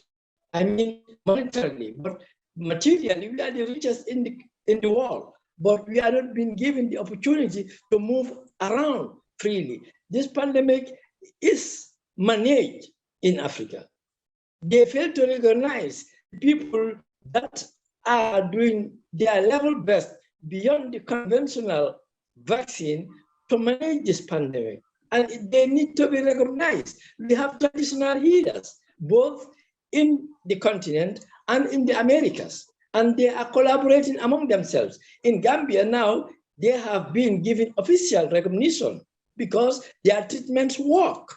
So if that is the case, the data I had from our brother from Seattle talking about the percentage of deaths that the United States had in the total deaths globally caused by COVID-19.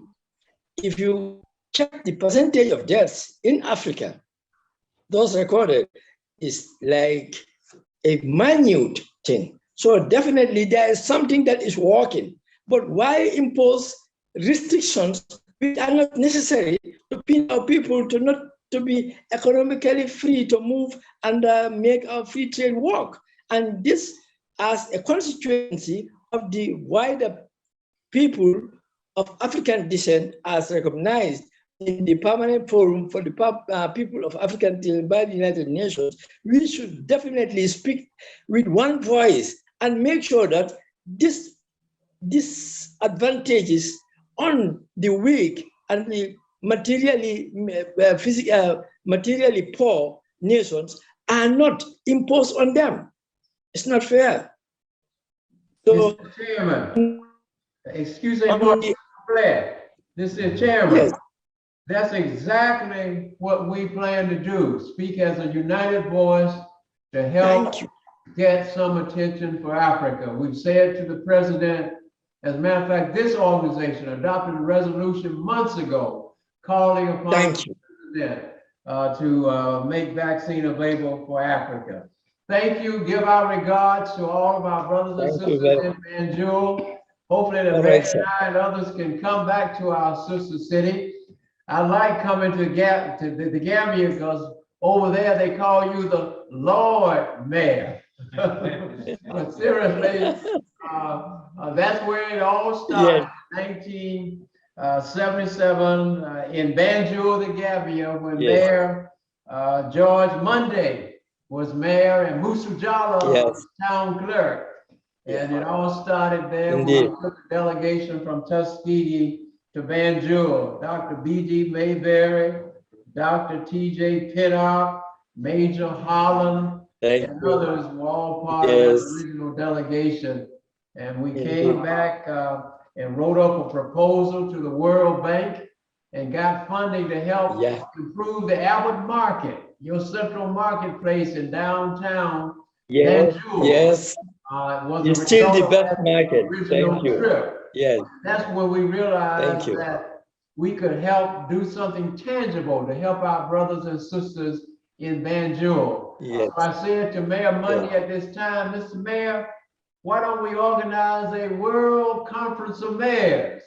And he said to me in his English tone, because he had gone to Oxford, said, yes, Johnny, it makes sense. Let's do it. And that was the beginning of the World Conference of Mayors in Banjul, the Gambia. Okay? Thank you very much. And we are still more ready to welcome you back into the Gambia, and we welcome all veterans who want to come back to the Gambia. Okay, merci, thank you. Now, Drew, do we have anybody else from international at this point? What about Cuba? Anyone? You have Dr. What about? No, you have Dr. Ajapong. Oh, hey, Herschel, how you doing?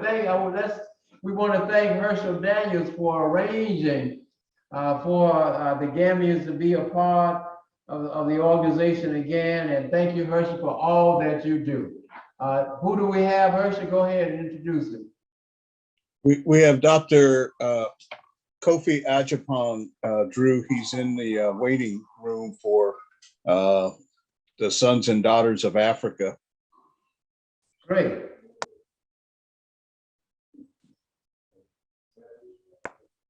See him, Drew?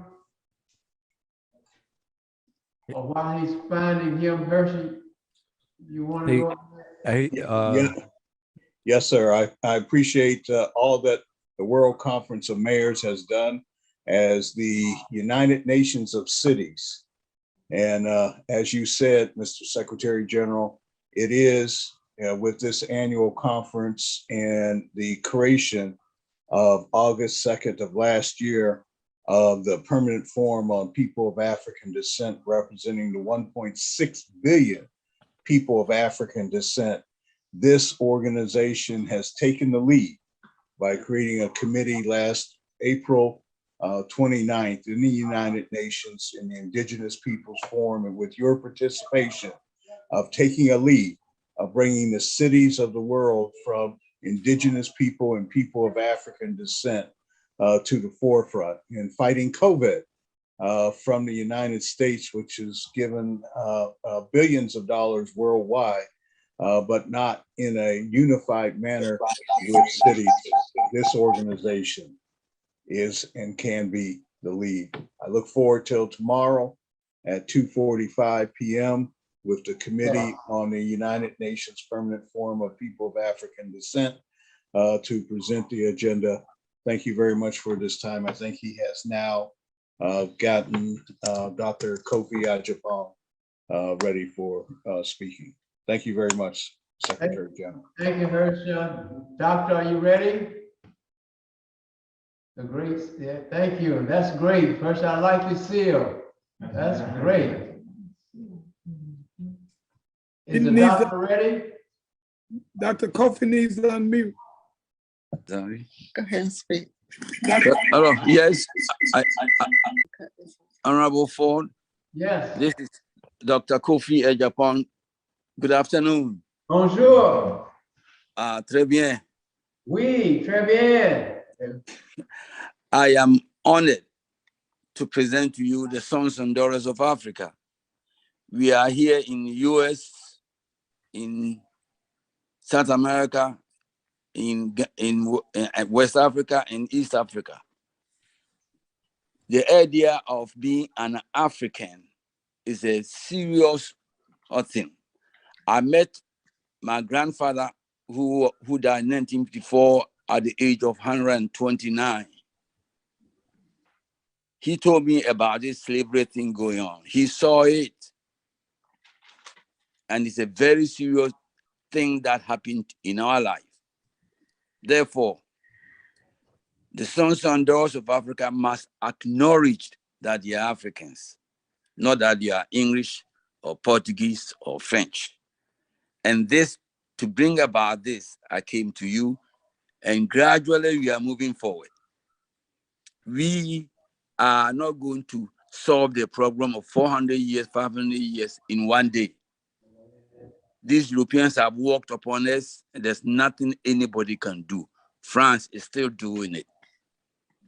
But you have initiated a program by which we can solve fundamental problems by teaching our children, by bringing out knowledge to these children to understand who they are.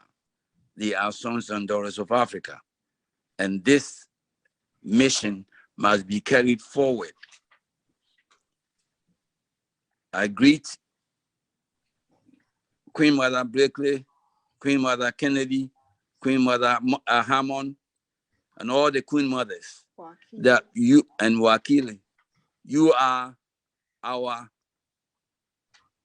leaders, together with all the leadership in the male and this this Honorable Ford and the groups are doing. We need to back them up.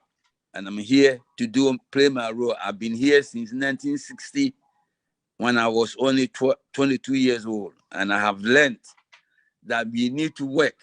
And my whole program I want to bring is that full employment for our people by beginning to do fundamental things like group homes, and other things that Hbtsa Daniel has brought. And that is getting our counties to work with our banks. What's the name of the thing? PNC. The NCRC programs, which takes in CRA. And with that, our communities will be organized to be able to help our children and our people in the community, in the county. Thank you very much. Thank you. Merci beaucoup. Thank you. Okay. Mayor Jackson, does that conclude the international? That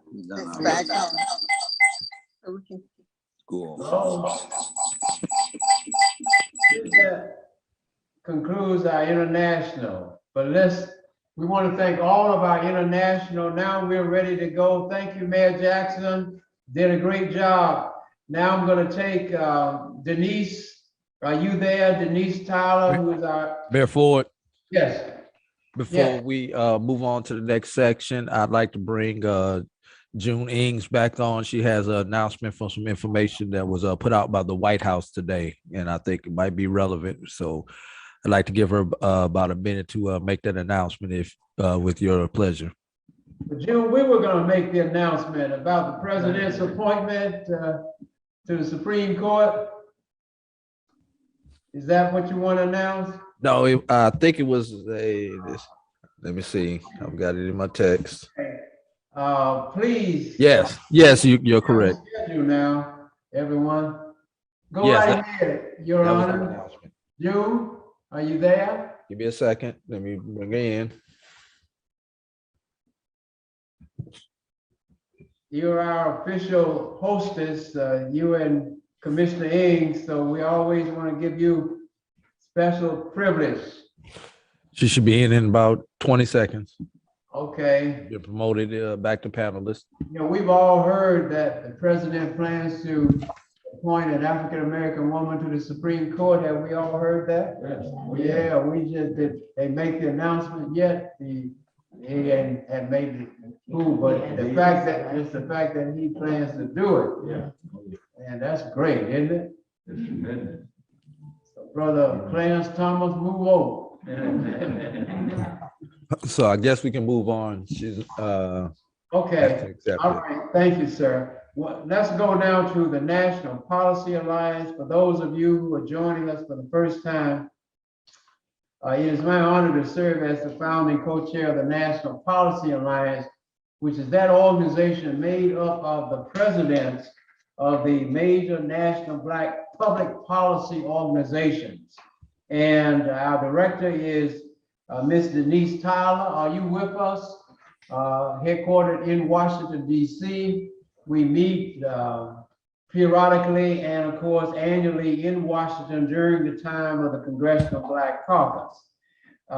Is Denise, I know, I hope she's doing well. She did have, is she there? Oh, yes, sir. Go ahead, Madam Executive Director, and bring greetings on behalf of the National Policy Alliance. Go right ahead. Hi, good afternoon. As Mayor Ford mentioned, my name is Denise Tyler, and I am the Executive Director for the National Policy Alliance.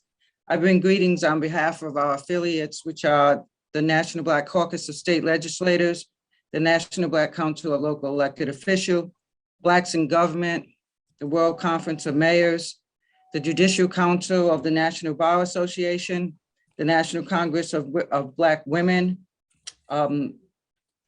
affiliate, the National Policy Alliance of Canada. Our focus is the future of Black America and changing the narrative through policy. We want to positively change the narrative for people of African descent through policy, education, advocacy, community, and economic development in the United States and around the globe. Our focus this year is on the future of Black America and where do we go from here. And our discussions have been in the area of mental health, men's health, criminal justice reform, and reentry. We had our inaugural intern program, and we greet this conference. And Mayor Ford, I'll turn it to you. Thank you, Madam Executive Director, and we want to thank you also for everyone's purpose. We want all of you to know that we had a great time honoring Congressman Charlie Rangel in New York for his many years of service, and we will thank the National Policy Alliance. Now, quickly, from the Congressional Black Caucus, we have Congresswoman Beatty, who is the chair of the Congressional Black Caucus. We want to take this opportunity to thank her for being one of the sponsors, along with Congresswoman from Alabama, as well as with the Congressman Cooper from Tennessee, our own Terry Sewell from Alabama. The three of them initiated support for the Rosa Parks National Holiday Bill. That is something you will hear more about because we're going to dedicate tomorrow evening in honor of Mrs. Rosa Parks, because we are all pushing for that national holiday. So we want to thank the Congressional Black Caucus for their support and all that they do in Congress. And recently, as I stated, we honored the Dean of the Congressional Black Caucus, Charlie Rangel, in New York City. We were welcomed back to Harlem for that event, and City College. And I had a chance to be right across the street from where I used to live in New York City. That was a great homegoing coming for me to go back there. Okay, so we're going to the National Black Caucus of State Legislators.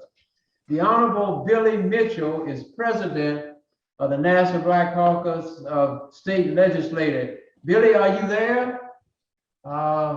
I want to say that we're proud of him, Mr. Mayor and Mr. Mayor. he used to be the mayor pro tem of Stone Mountain, Georgia, with Chuck Burrows. All right. Stone Mountain, which used to be the home of the chairman of the Ku Klux Klan.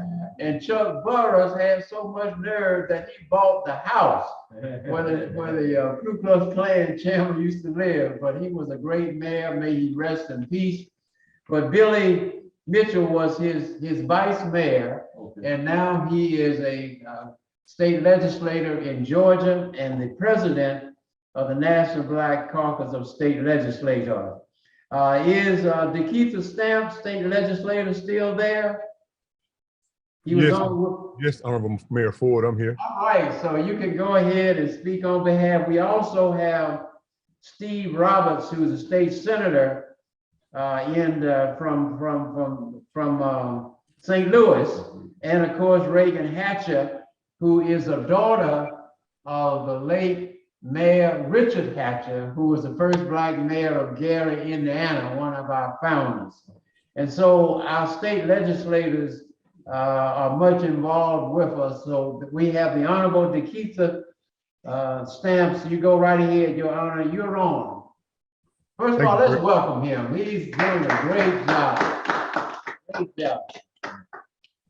Well, thank you so much, Honorable Mayor Ford, Your Excellency. We appreciate your leadership and your guidance through all of this. You have an amazing skill set of bringing people together.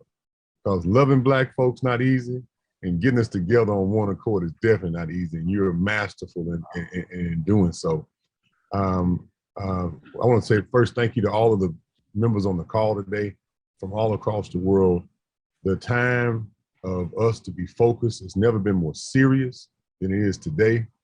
There are attempts to erase us from the planet, from history books, from economy, and it's in a very visceral state. So I appreciate the attention and focus of everyone. And on behalf of our honorable statesman, Honorable Mr. Billy Mitchell, and all the members of the National Black Caucus of State Legislators and policymakers across the country, we appreciate the opportunity to be here. And we look forward to actually putting pen on paper, because not nuclear weapons, not rifles and AK-47s, this is the most powerful thing that has ever been invented, is this pen. Yeah. And legislators and policymakers use this pen to move our communities forward, while others use their pens to move our communities backwards. So I look forward to using my pen to the extent of my power and joining with others to use their pens collectively so we can move our communities forward. God bless, Godspeed, and thank you for the opportunity, Mayor Ford. Yes, thank you. Thank you, thank you, thank you, thank you. We intend to be with Billy Mitchell in Atlanta on February the 3rd. Eddie LeVert and a number of other national leaders from the Globetrotters and other national leaders, they're going to go before the Georgia legislature in honor of Mrs. Rosa Parks on February the 3rd. We'll be in Atlanta pushing for the national holiday. And then on February the 4th, that delegation of national leaders are going to join us, Mr. Mayor, here in Tuskegee, because remember our council voted to recognize February 4th as the official holiday. It is the birthday of Mrs. Rosa Parks. So we're going to be getting together, Colorful and others, and John and all of you, we're going to organize, we plan to march, because we need to march for voting rights again, because that battle is not over, certainly. And also have a rally in Tuskegee at the intersection of Rosa Parks Plaza and Martin Luther King Highway. We have one of the few intersections in America where we have that intersection. And that's where we're going to have the rally in honor of the Rosa Parks National Holiday Day on February the 4th. Yes. What time are you looking for? High noon. We always High keep, noon? yes, high noon. March.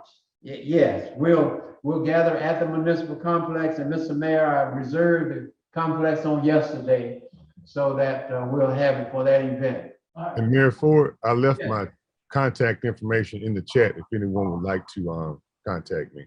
Okay, all right, you got it. Thank you, Nikita. Boy, we're proud of you, man. You come from a mighty long way. Your Benny Thompson can come from Bolton, Mississippi, and become the chairman of the committee that's investigating the January 6th event. If he could become chairman, you could become president or pope. All right. We'll go now to the national county officials. Now we're going to turn the microphone over to the Honorable John McGowan, the chair of that caucus is none other than the Honorable Roy Charles Brooks. He's the chair of the National Association of Counties and also the National Organization of Black County Officials.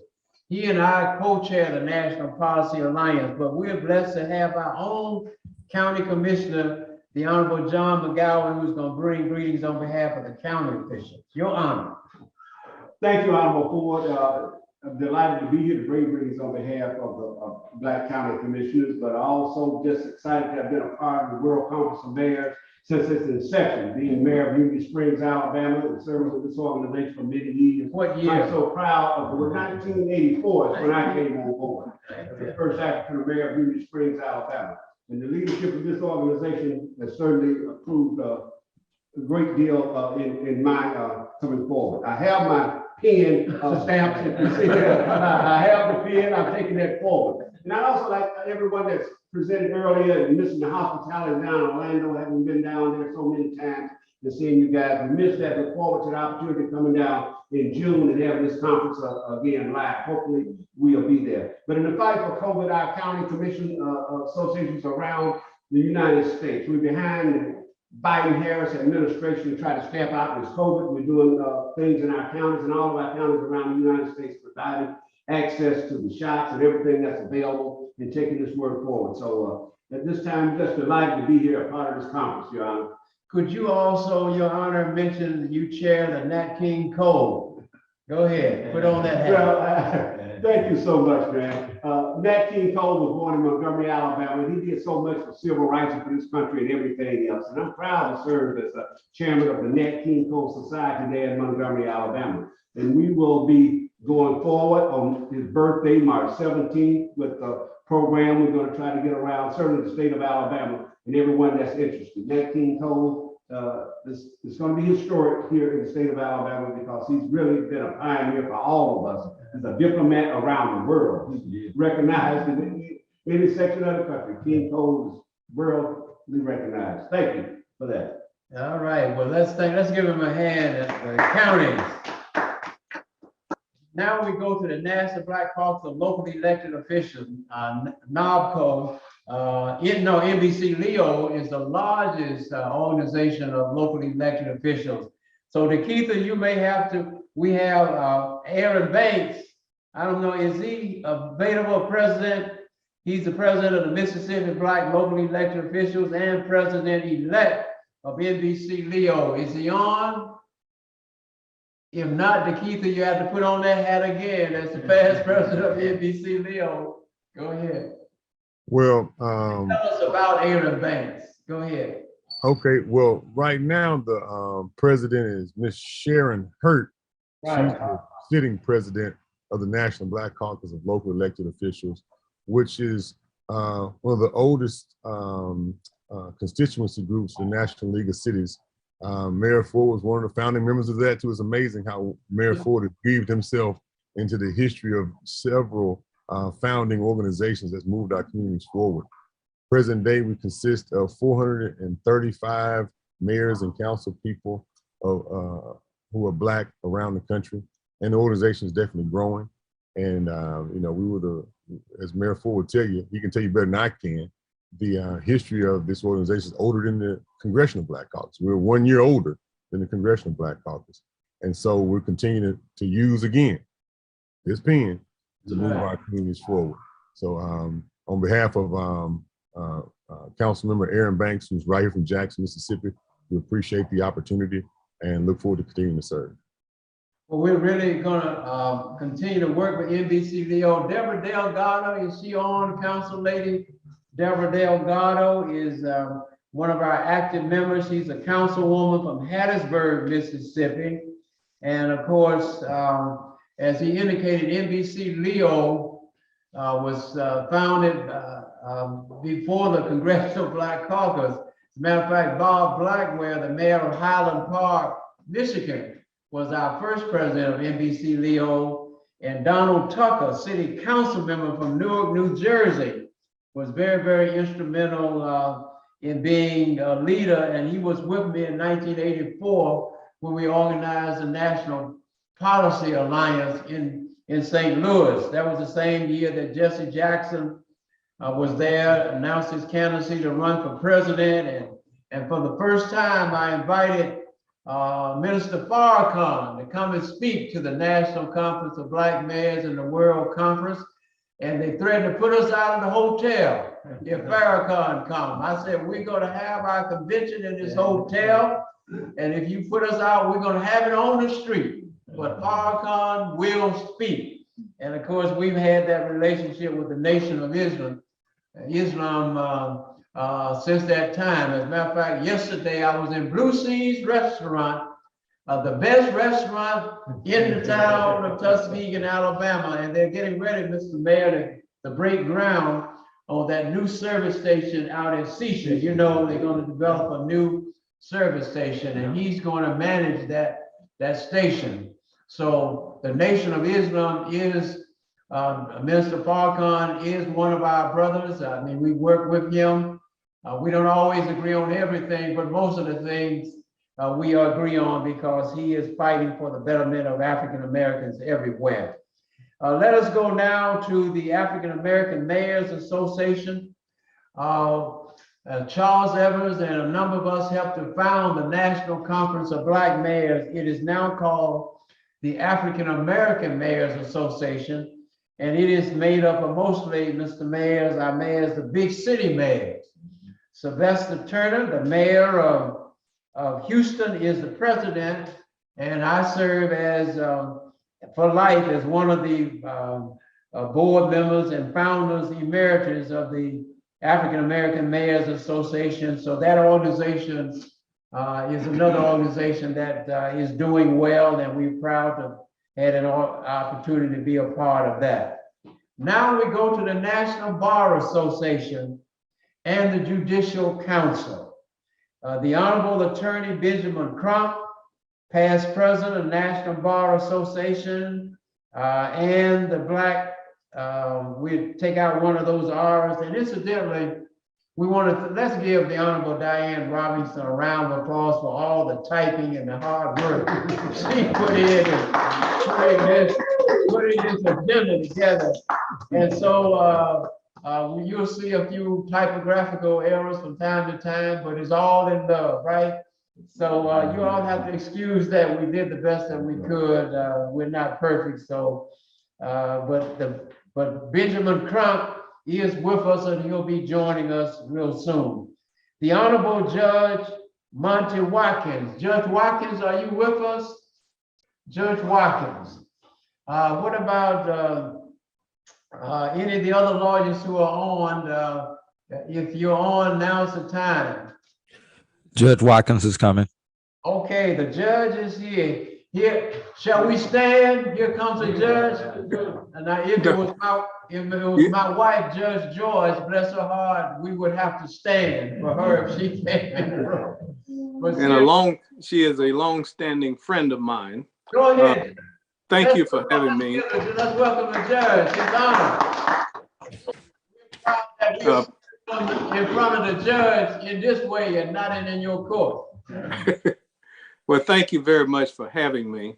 On behalf of the Judicial Council of the National Bar Association, I bring you greetings. I am honored to be a part of this conference, and I want to do everything that I can, as well as the Judicial Council would like to do everything that it can to forward the goals of this organization. And of course, I am very much a part of the National Policy Alliance, as Ms. Denise Tyler has brought me into that organization. So I do bring greetings on that behalf. I do want to mention one additional thing. Mayor Stamps mentioned the NBC Leo president, Sharon Hurt. Sharon Hurt is a council lady at large here in Nashville, Tennessee, where I sit. And I just wanted to point that out, that she is out of Nashville, Tennessee. Great. So thank you for having me. All right, well, thank you, Your Honor. Let's show the judge how much we appreciate it. Yeah, we appreciate you lawyers, because we mayors can finally say we finally have justice on our side. All right. Okay, we'll go now. Is Judge Denise Langford Mars with us? Denise, did she get the word? She must have not gotten the word, Judge, because Denise does not hesitate to join us whenever. She's active in the national policy. You know her as well, right? Go ahead. Oh, I know Denise Langford Morris extremely well, and I'm surprised that she is not here today. It had to be some kind of oversight, because she participates in everything. Yes, she does, and does it with style and finesse, and she's also active in our international Pan-African conference as well. Yes. Okay, let's go to the National Alliance of Black School Educators. Is the Honorable Nardis King available, or the Honorable Windsor, Atiba Windsor? Is either one of them available? What we had to do, though, is, everyone had to get registered in order to link on, and that has made it a challenge for some of our people to get on, but hopefully they'll get the word and join us at another time, and when they do, we'll recognize them. But let me just say that we are proud to have this association with the National Alliance of Black School Educators, because they are the voice of public education in our country. They represent, Mr. Mayor, our own Superintendent Ulysses Biles, from Tuskegee, Alabama, who was Superintendent of Education. You remember? Superintendent of Education, Macon County. That's right. But while he was helping to found this organization, at the same time I was founding the National Conference of Black Mayors. He helped it first started out as a national organization of Black superintendents of education. Okay. And now they have grown into the National Alliance of Black School Educators. And so it's made up of superintendents and Black school board members. And incidentally, the chairman judge of our Macon County school system is now go right ahead, state president of school board members in the state of Alabama.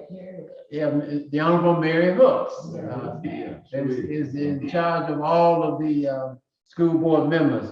But we have an ongoing working relationship with this organization, because public education is so important, and we're going to continue to build that relationship. And then we have Blacks in Government. The Honorable Shirley Jones, Attorney Shirley Jones, is a national president and judge. I'm sure she is active, I hope, in the National Bar Association as well. But this organization is she on, Mr. Director? If she's not on here again. No, she is not. She's not, okay. Well, let me just tell all of you, Blacks in Government is our largest public policy organization. Those of us who are elected and appointed officials, we make the public policy.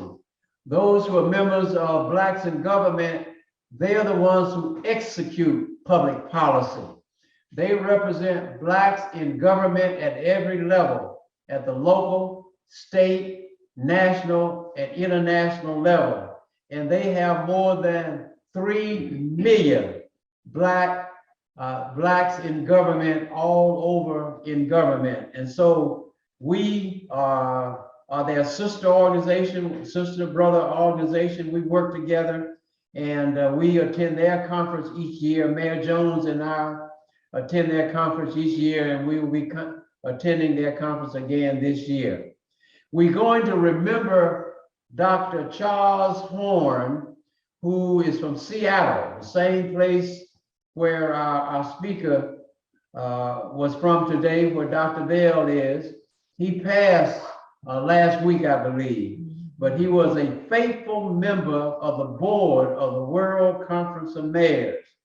A few years ago, he invited me to Seattle, where Seattle Kings County is the only county in America that is named in honor of Dr. Martin Luther King. Kings County, where Seattle, Washington is located. So Dr. Charles Horn, rest in peace. We are proud of the service you rendered while in life. And of course, the World Conference of Mayors, you've heard from us already, so we don't need to go through that. Now we're going to go to the Historic Black Towns and Settlements Alliance, and we're going to ask our president, our mayor, the Honorable Tony Haygood, to speak on behalf of the Historic Black Towns and Settlements Alliance. We have all of the founding presidents listed here, and we'll begin with the Honorable Tony Haygood, who is our mayor, and he's going to speak from Tuskegee because that's where the organization was founded. Go right ahead, Mr. Mayor. Good afternoon. Just happy to join you here and welcome you to Tuskegee, Alabama again on behalf of the Historic Black Towns and Settlements Alliance. The work of mayors coming together from our historic towns, which we started with 5, but it represents many historic communities throughout the United States and eventually throughout the world. We're particularly excited that the work is moving forward with the board and those who work with the board. We thank all of them for the hard work that they do. We want to recognize our communities because it is our foundation, it is our base. It is where many of our people return to understand that that's our strength, because we came together in our communities, regardless of the things we did not have, to build our communities and build a foundation and show how we as a people could come together, build and expand from there. So we particularly celebrate our original historic Black Towns and Settlements and the alliance that is brought together, the 5 communities that we have that are represented, but all others who join us in that effort. And we want to strengthen our efforts together as we join the World Conference of Mayors and all other organizations may afford to continue to move ahead. Historic Black Towns and Settlements representing, I guess we have all of them here. Yeah, we'll call them. Okay, we'll call them. And so just, I say welcome on behalf of Honorable Ed Jones. Yeah, again. Again, we say welcome. Yeah. Okay, thank you, Mr. Mayor. Let's thank our mayor for kicking it off. All right, is the Honorable, the jewel of the Delta, the Honorable Darrell Johnson, mayor, former mayor of Mountain Bayou, Mississippi. Are you still with us? I know he's probably tired. We started early this morning at 6 o'clock with the board meeting. You led us in prayer and got us off and wrapped it up in prayer. Mr. Mayor, are you there? The Honorable Darrell Johnson. Okay, we must have tired him out. He must have quit on us for the day. All right, Darrell. He's coming, Mr. Mayor. Huh? He's coming in. Oh, he's there. Okay. When he comes in, let's go ahead. I tell you, I can't believe he's there. He is there. Yes. Go ahead, Your Honor. Okay, so I bring you greetings from the most historic African American community in the country, Mountain Bayou, Mississippi. And this is a place from where Medgar Evers was from, a place where Fannie Lou Hamer passed, the place where Delta Health Center, the first health center in the rural health center in the country, the Taborian Hospital, and where Darrell Johnson stayed. So I bring you greetings to this great place as well. And I just, I'm delighted to be here. Okay, outstanding. And your first lady is what? And your dad, tell them about your family. continue to serve. Your Honor, can you hear me? Oh, you froze? He's frozen. Oh, that's awkward for him, not being able to talk. All right, but seriously, his wife is a member of the city council, bless her heart. And his father, we served together.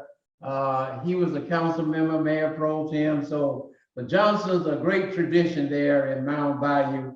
And they also, is your mayor, your present mayor, the Honorable Light Aldrich, available? Is the present mayor available? He's not on. Okay, good. Well, they have a new dynamic mayor, Mayor Light Aldridge. He works in Memphis, I think, which prevented him from being with us today. But he's carrying on the tradition and they all work together. What's good is, you know, former mayors and just like Mayor Haygood and I, we've been political campaign opponents, but we put all that behind, we overcome that, and we come together and work together. That's what's beautiful about the World Conference of Mayors. It brings together present mayors, former mayors, you know, we are all in this struggle together. So we'll go on down to the Honorable Alberta McCory. Johnny, did you find Alberta, Her Honor? Is she on? I found her one time, but I don't know if she's on now. She on She's now? not on. Okay, well, She's under a different name. she is the mayor of Hobson City, Alabama, the first African-American city in the town in the state of Alabama, founded in 1899, incorporated, well, actually, S.L. Davis was the first mayor of Hobson City, Alabama, and he's the one that gave the keynote speech for Booker T. Washington in 1901, Diane, when he spoke let us give you the mic to tell us about that final, that's okay? All right, Booker T. Washington convened the National Business League in Boston. And S.L. Davis, the mayor of Hobson City, Alabama, gave a keynote speech. And the subject was encouraging Black people to organize their own towns. This is 1901. And so you see Booker T. Washington has been involved in this for a long time and made it happen. We'll go to the Honorable Eddie Cole. Are you there? The mayor of Eatonville, Florida. Mayor Eddie Cole, he must be busy. He's a businessman, I know. He's also the chaplain for the basketball team down there in Orlando. What's that, the Heat? Is that the Orlando? Magic. Oh, Magic. okay, Orlando, so you can see how much I get. Oh, so he's the chaplain for that team and also the mayor of Eatonville, where we'll be coming. Eatonville is known as the town that freedom built. And we're looking forward to Mayor Cole welcoming us. We're going to also remember, everyone, the Honorable Mayor Bruce Mount, because it was Bruce Mount, who was the mayor of Eatonville at that time, who invited me to come down. And we talked about organizing the Historic Black Towns and Settlements Alliance. And I said, well, let's do it. But then when I saw Booker T. Washington's name and his quotes on the town gate in Eatonville, I said, man, this makes a lot of sense. Let's do it. And so we invited Mayor Bruce Mount to Tuskegee, where he had a chance to go to Notasulga, Alabama, and see the birthplace, Myrtle, of Mrs. Zora, Miss Zora Nail Hurston, who was born in Notasulga about 12 miles up the road from here. So there's a lot of history here. And then lastly, the Honorable Ed Jones is the president on, I know he was not feeling well earlier, but we'll go ahead in his honor. But Grambling is where Grambling University is, and we are proud of our president of the World Conference of Mayors, the Honorable Mayor Ed Jones. Okay, let's go now to the National Black Organizations. Tommy Deutsch, are you there? Tommy may not be here because he was ill. I think he had COVID actually, but Tommy Deutsch is the chairman of the board of the National Business League and also chair of the board of Grady Hospital and also chair of the board of the Coalition of 100 Black Men. So he is really involved. He really supports what we are doing. The Coalition of 100 Black Men is really doing a lot of good work across our country. The National Congress of Black Women, the Honorable Dr. Ife Williams. Is she there? Is she on with us? She was? She's coming. Okay, all right. Okay, no problem. Can you hear me now? Uh, I'm on. Can you hear me? Okay, great. Let's welcome Dr. Ife Williams. All right. Okay, sorry, my video is not on. I don't know why. We'll get together. Hello to You have to everybody. turn it on manually, Dr. Williams. I tried. I'm trying. It won't. Try it now. Okay, Dr. Williams. That's okay. I can go without it then. Hello, everybody. It's an honor with all of you. I have been listening to all of you. You've had wonderful comments, and I appreciate that. I want to talk with you a little bit about the National Congress of Black Women. First of all, we have several legacies in our organization, from Joseph Lowry. His daughter is president of our Birmingham chapter. Mervyn Dimely, his daughter is my co-president in the National Congress of Black Women. And our mission is to work vigorously to advocate for equality and empowerment of Black women. We're already on it with the president supporting a Supreme Court justice who is a Black woman. And we have several programs, too many to name, but I'll just name a few. We have something called College for Kids for the little ones, 9 to 12-year-olds. We have College for Teens, where we take young people to Black colleges, hoping they will attend those Black colleges. Scholarship program, a mentoring program. We have something called the Peace Angels that we're working on, where we're collecting guns and turning them into angels, making them something beautiful after they're melted down. We, of course, have worked on COVID throughout the pandemic, and we're still doing that. We're currently working with the World Conference of Mayors to promote the Rosa Parks federal holiday bill. And Mayor Ford has told you who's sponsoring that. We've been in contact with all of them and sent them hundreds of names of people who head organizations and also are supporting the Rosa Parks federal holiday. We have a history of advocating memorials. And of course, right now, in addition to Rosa Parks, we have done the one for Sojourner Truth, making her the first Black woman to have a memorial in the United States Capitol. We did that some years ago. And along with the late Dick Gregory and Janet Langhart Cohen, we made an effort to rename the Richard Russell Building for obvious reasons. We didn't exactly get that done, but we had to settle for the United States apology for never having apologized to African Americans for silence on lynching. And of course, you should know that lynching is still not listed as a hate crime in our laws, so we have to work on that. We're just this week submitting an op-ed to revisit the issue of renaming the Russell Building, and we're hoping to name it for the brother who died in South Carolina a couple of years ago. We're currently working to follow up with President Biden on confirming the Black woman. Just because he said it doesn't make it happen. We know that we have to continue to advocate for that to happen. And we have chapters in many of your cities. And for anyone who wants to join, we hope that you will want to have someone that you will tell us about who might want to do that, because this person can be very helpful to you in your work. I have a radio program, and I also that goes around the world, and a newspaper. I write for all the Black papers in the country. Whenever you have something you want to advertise, just let me know and I'll be happy to schedule you. And finally, I have a book about the late great Dick Gregory called Wake Up and Stay Woke. I thank those of you who have ordered the book, and we talk there about human rights and work that Dick Gregory and others and I did together. And of course, my information is in the chat, but mainly the organization is National Congress BW for Black Women.org. Thank you very much. It's such an honor. Thank you. Let's give her a hand. And she's going to be one of our honorees as well later on tomorrow. Now let's go to the National Black Leadership Commission on Health. The Honorable C. Virginia Fields is the president. I had the honor of serving with her as chair of her board. And we are proud of her because she's also a former city council lady and the former borough president of Manhattan.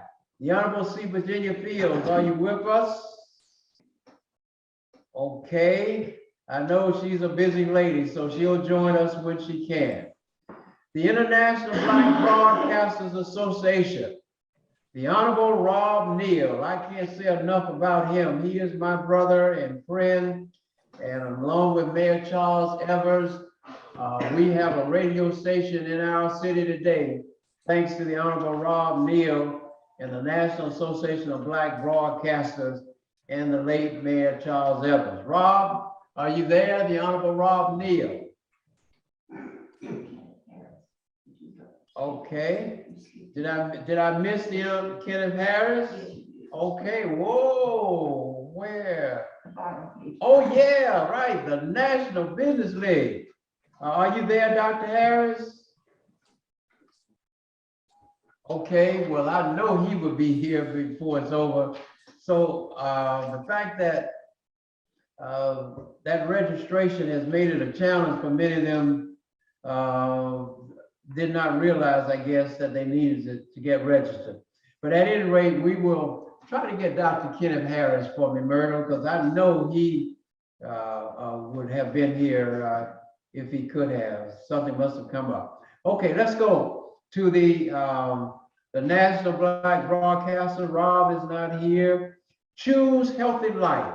Let me take this opportunity to say to the Honorable Deborah Frazier Howes, founder of the New York National Association for the National Black Leadership Commission on AIDS. She's actually the founder of that organization, which is now the National Black Leadership Commission on Health. But I particularly want to recognize her because she's been responsible for churches receiving thousands of dollars. They've got a grant, I think, probably over $8 million to fight COVID and to involve the churches of our nation.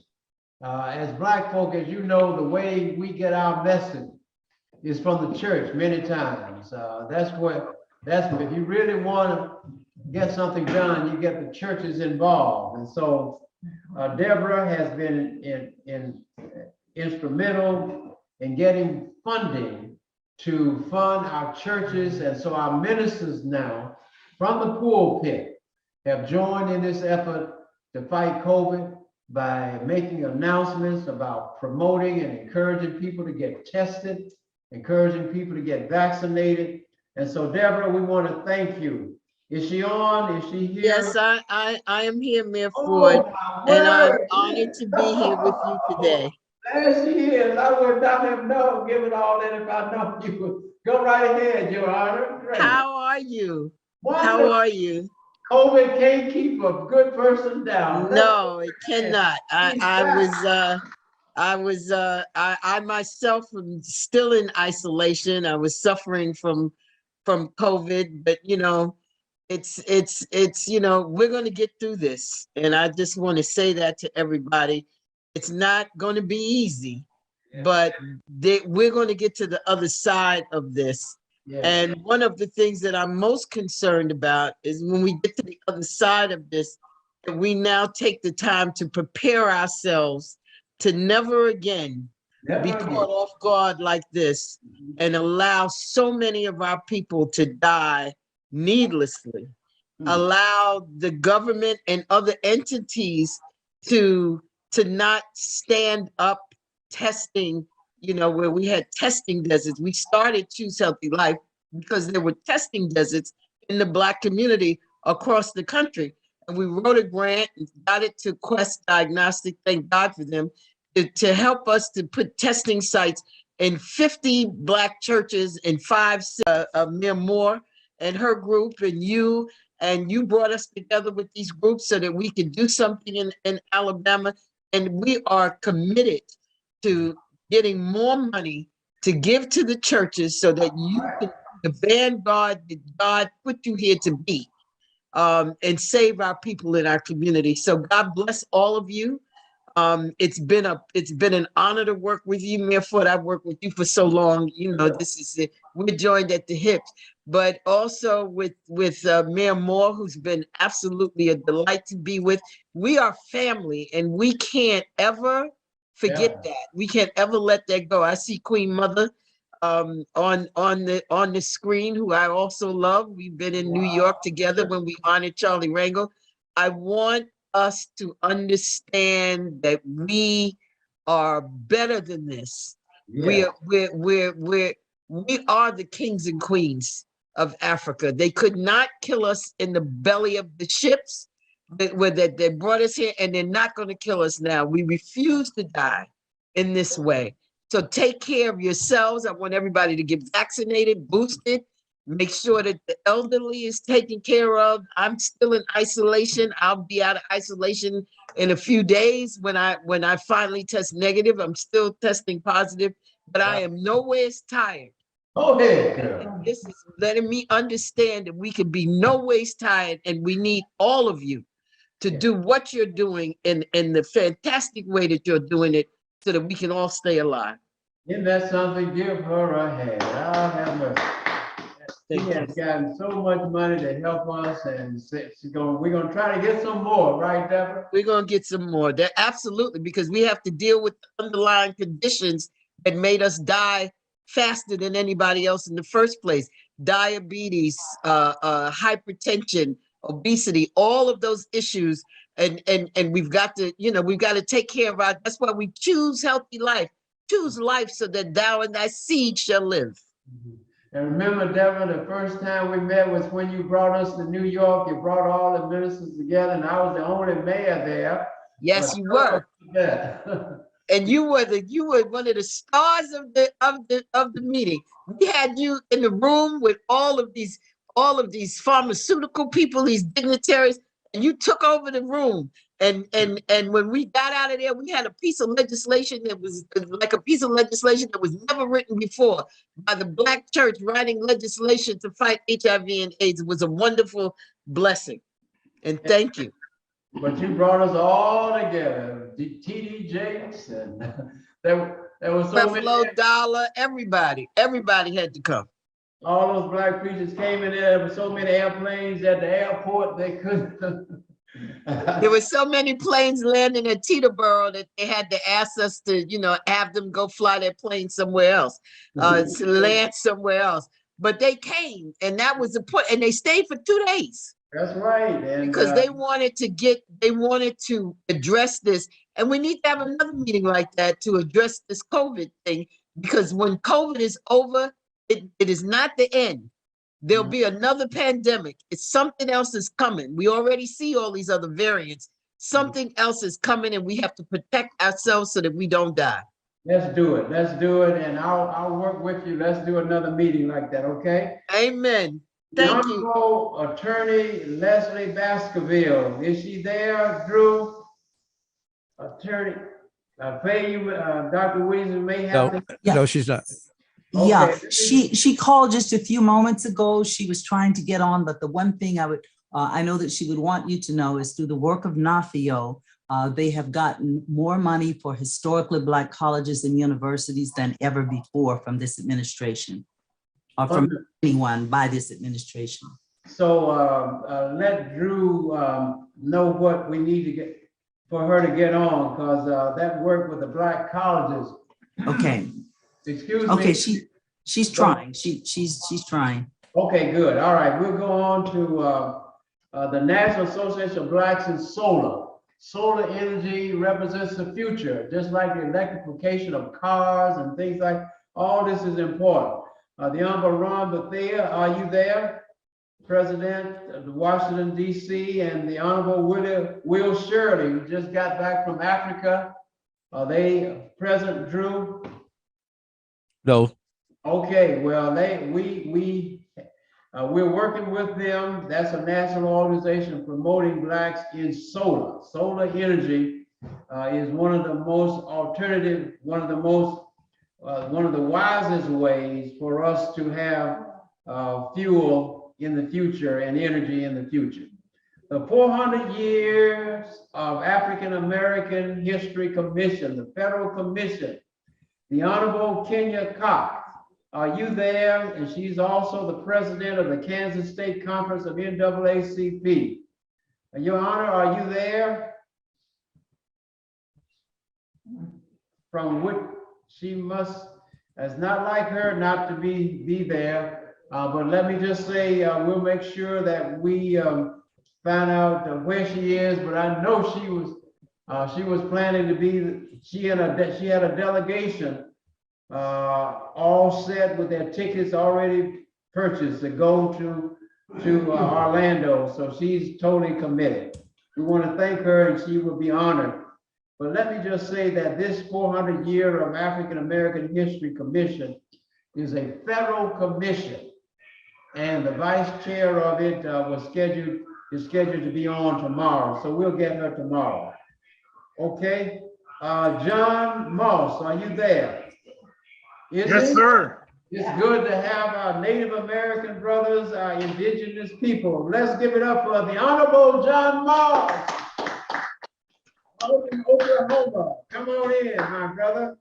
Well, thank you. I'm very honored to be here.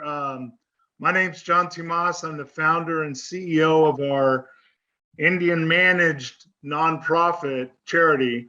Our main focus is to provide funding options while acting as a facilitator in the process of solutions from approved resources for those that we serve worldwide.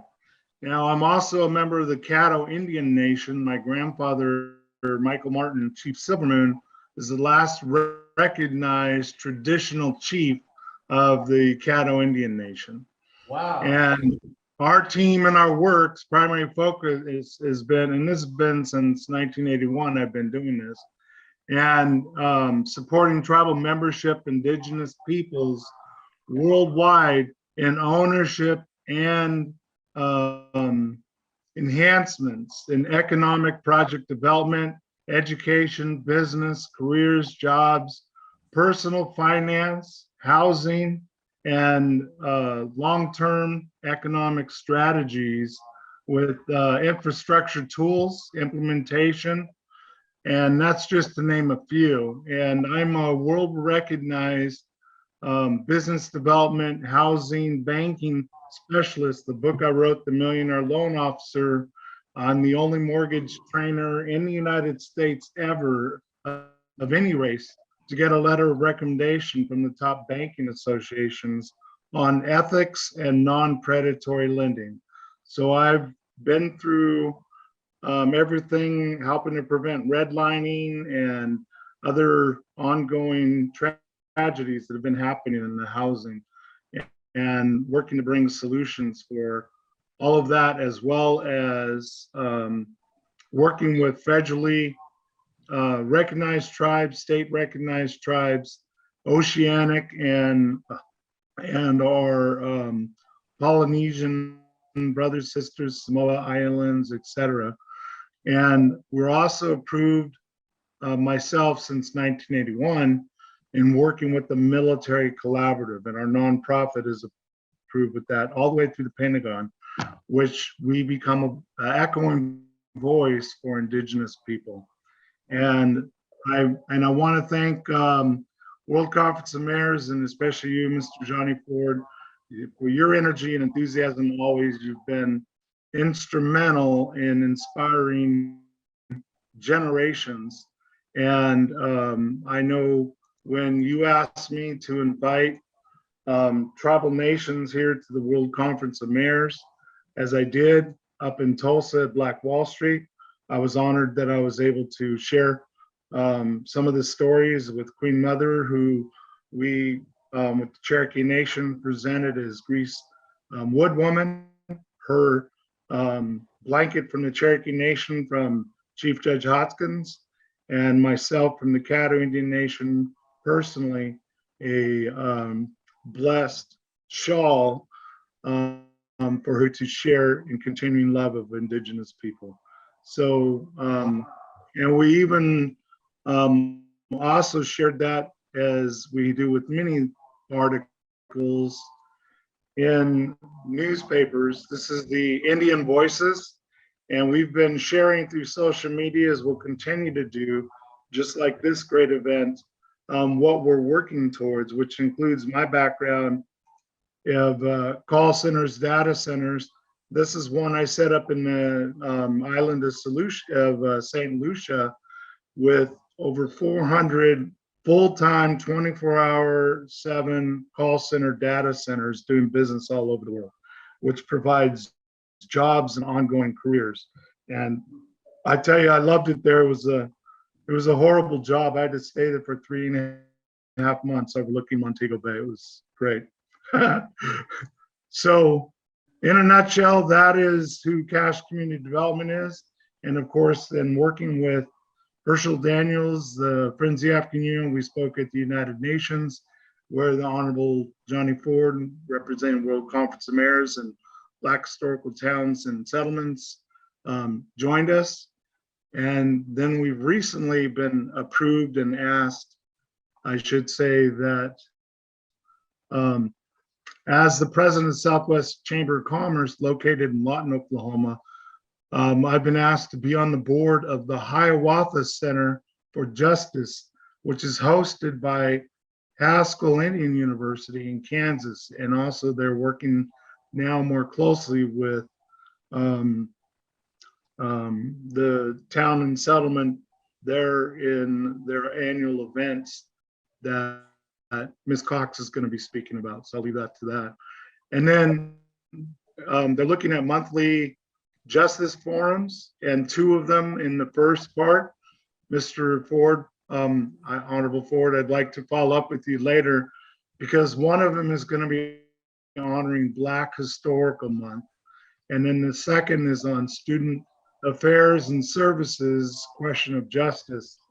And in March, they're asking myself and Marvin Tano of the International Institute of Resource Management, as well as Fawn Sharp, president of NCAI, which is the National Congress of American Indians, on a panel to discuss with Dr. Wildcat from Haskell Indian University, Indigenous economics and entrepreneurships, and that's for all people of color. Okay. Thanks for your time. I appreciate it. Okay, listen, John, listen to me very carefully. Always. We nominated you today in the Hbtsa for the board, and hopefully you'll be accepted, because it's important that we build this alliance between, and you don't need to respond now, the Native Americans and the African Americans, the indigenous people. We want to really build this relationship, okay? So I'd like for us to set up a conference call very soon with some of the elected Native American leaders, elected officials. You know, we met some of them when we were in Tulsa, okay? Yes, Set that sir. up for me. Yes, sir. I'm working towards that, and I, again, I'm here to answer any questions. My info's in the chat. Okay, all right, we're together. Now, quickly, everyone, as I said, save your speeches for tomorrow, but because we still have a long ways to go. Herschel, are you ready? Herschel, is he ready? We've already heard from him.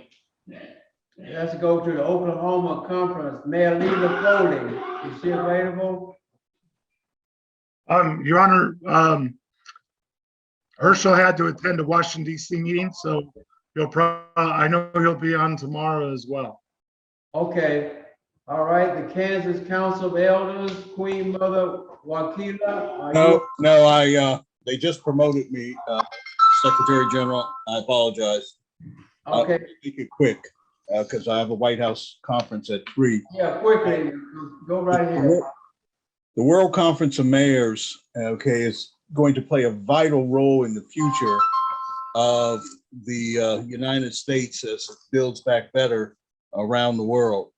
And I look forward to working as your committee chair on the United Nations Permanent Forum on People of African Descent tomorrow at 2:45, because the nations of the world are built around cities and towns, and this organization in its historic 70s with people of African descent can play a vital role. And in the upcoming meetings in March in the United Nations for Women, facilitated by Queen Mother Dr. Dolores Blakely's organization and others who are joining tomorrow in sponsoring the establishment of the committee operations around the United Nations Permanent Forum on People of African Descent. Mr. Secretary General, your leadership and others who founded this organization in this year around Executive Order 13985 can play that role. And I look forward tomorrow for all to come in and let's have a discussion starting at 2:45 p.m. Eastern Standard Time. I yield back my time. Thank you. Good. Thank you so much. Thank you, Herschel.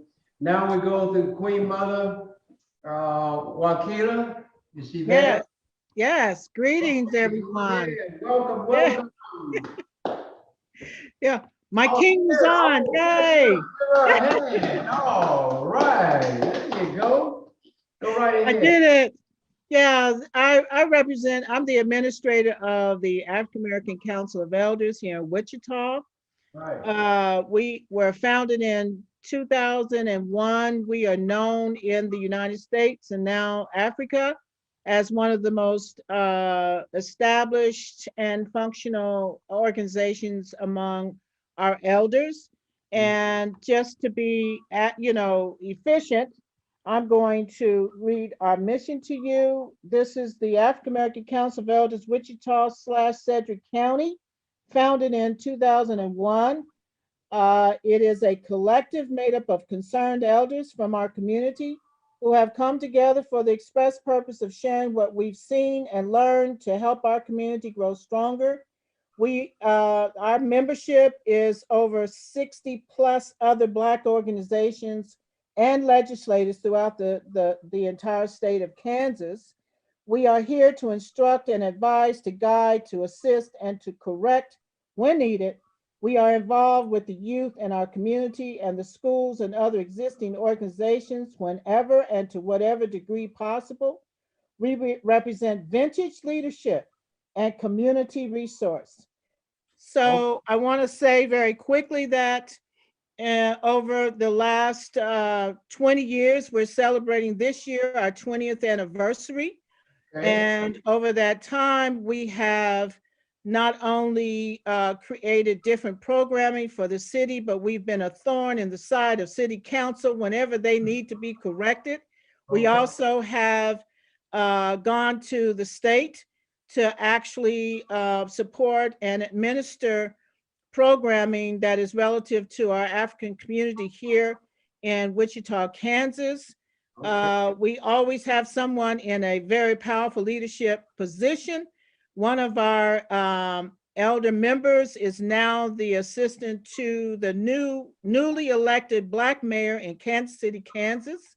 The Council of Elders last year led and handled $500,000 COVID or CARES Act fund in which we bought mental health, just anything you can imagine. But more importantly, we created a dynamic narrative called Facts Not Fear campaign that ran throughout the entire CARES Act funding that we had until December 31st.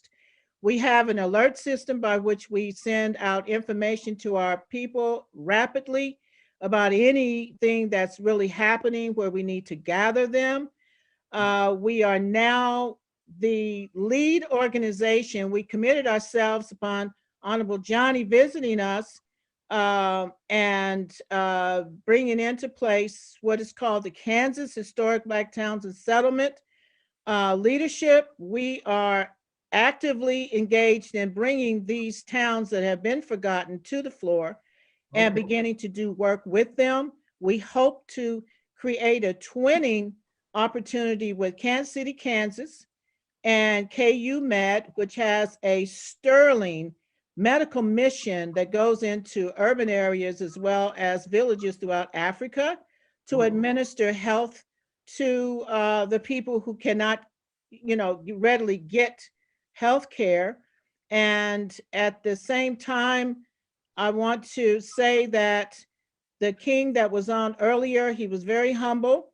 He did not tell you that we, as of November during their Durbar, the Council of Elders were actually recognized throughout the entire Ghana community as indigenous members of the Yilo Krobo. We are now known in Ghana as Wassenaar, the 7th Division. It is historical move. No one has ever done this, but his pledge to diasporan collaboration and coming in is very important to him because he knows what we can.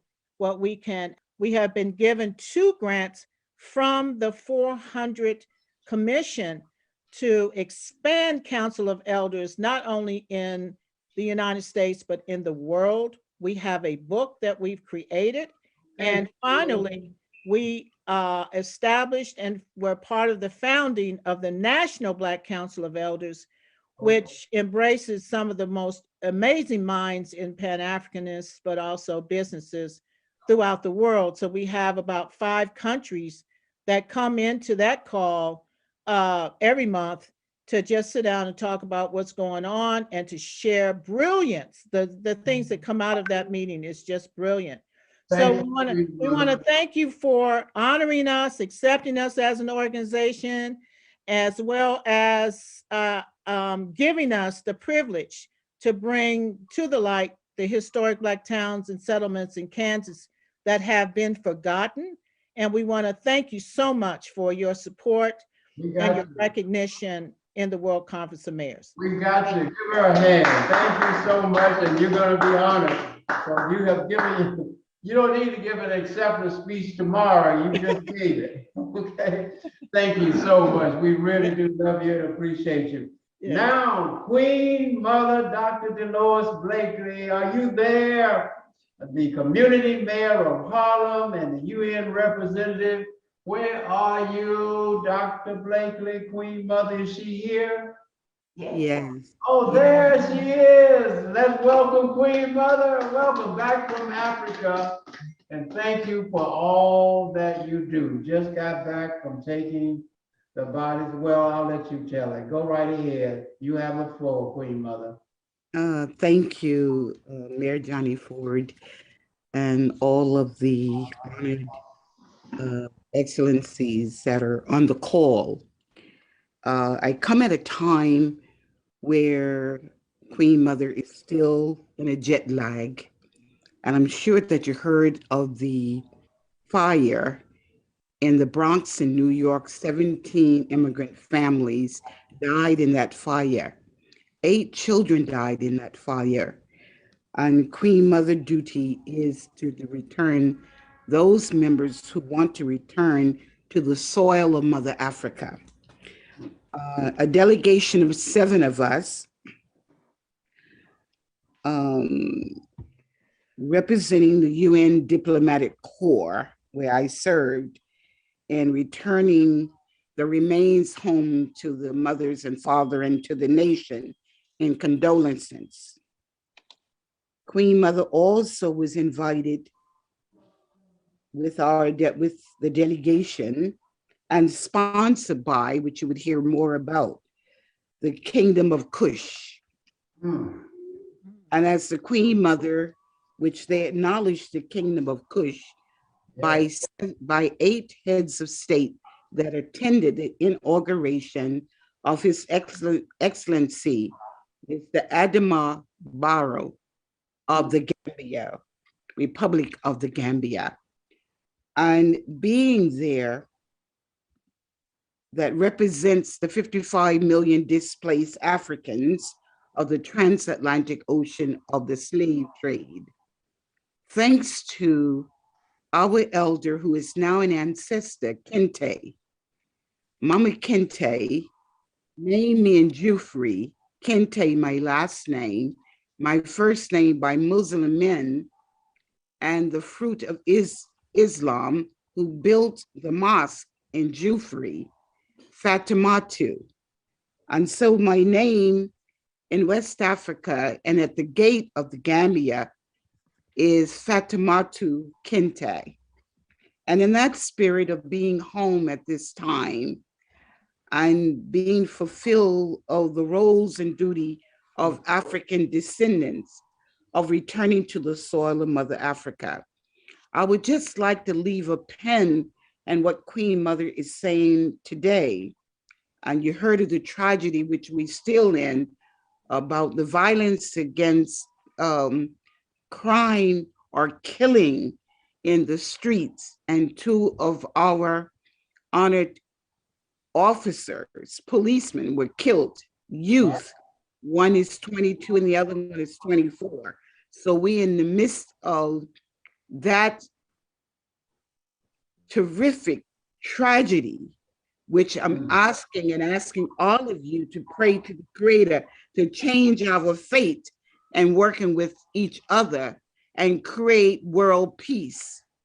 One of the goals of the United Nations is international. We celebrate and remember every year in September, and that is the International Day of Peace, for us to come together and work in peace and harmony and love with each other, unification with each other.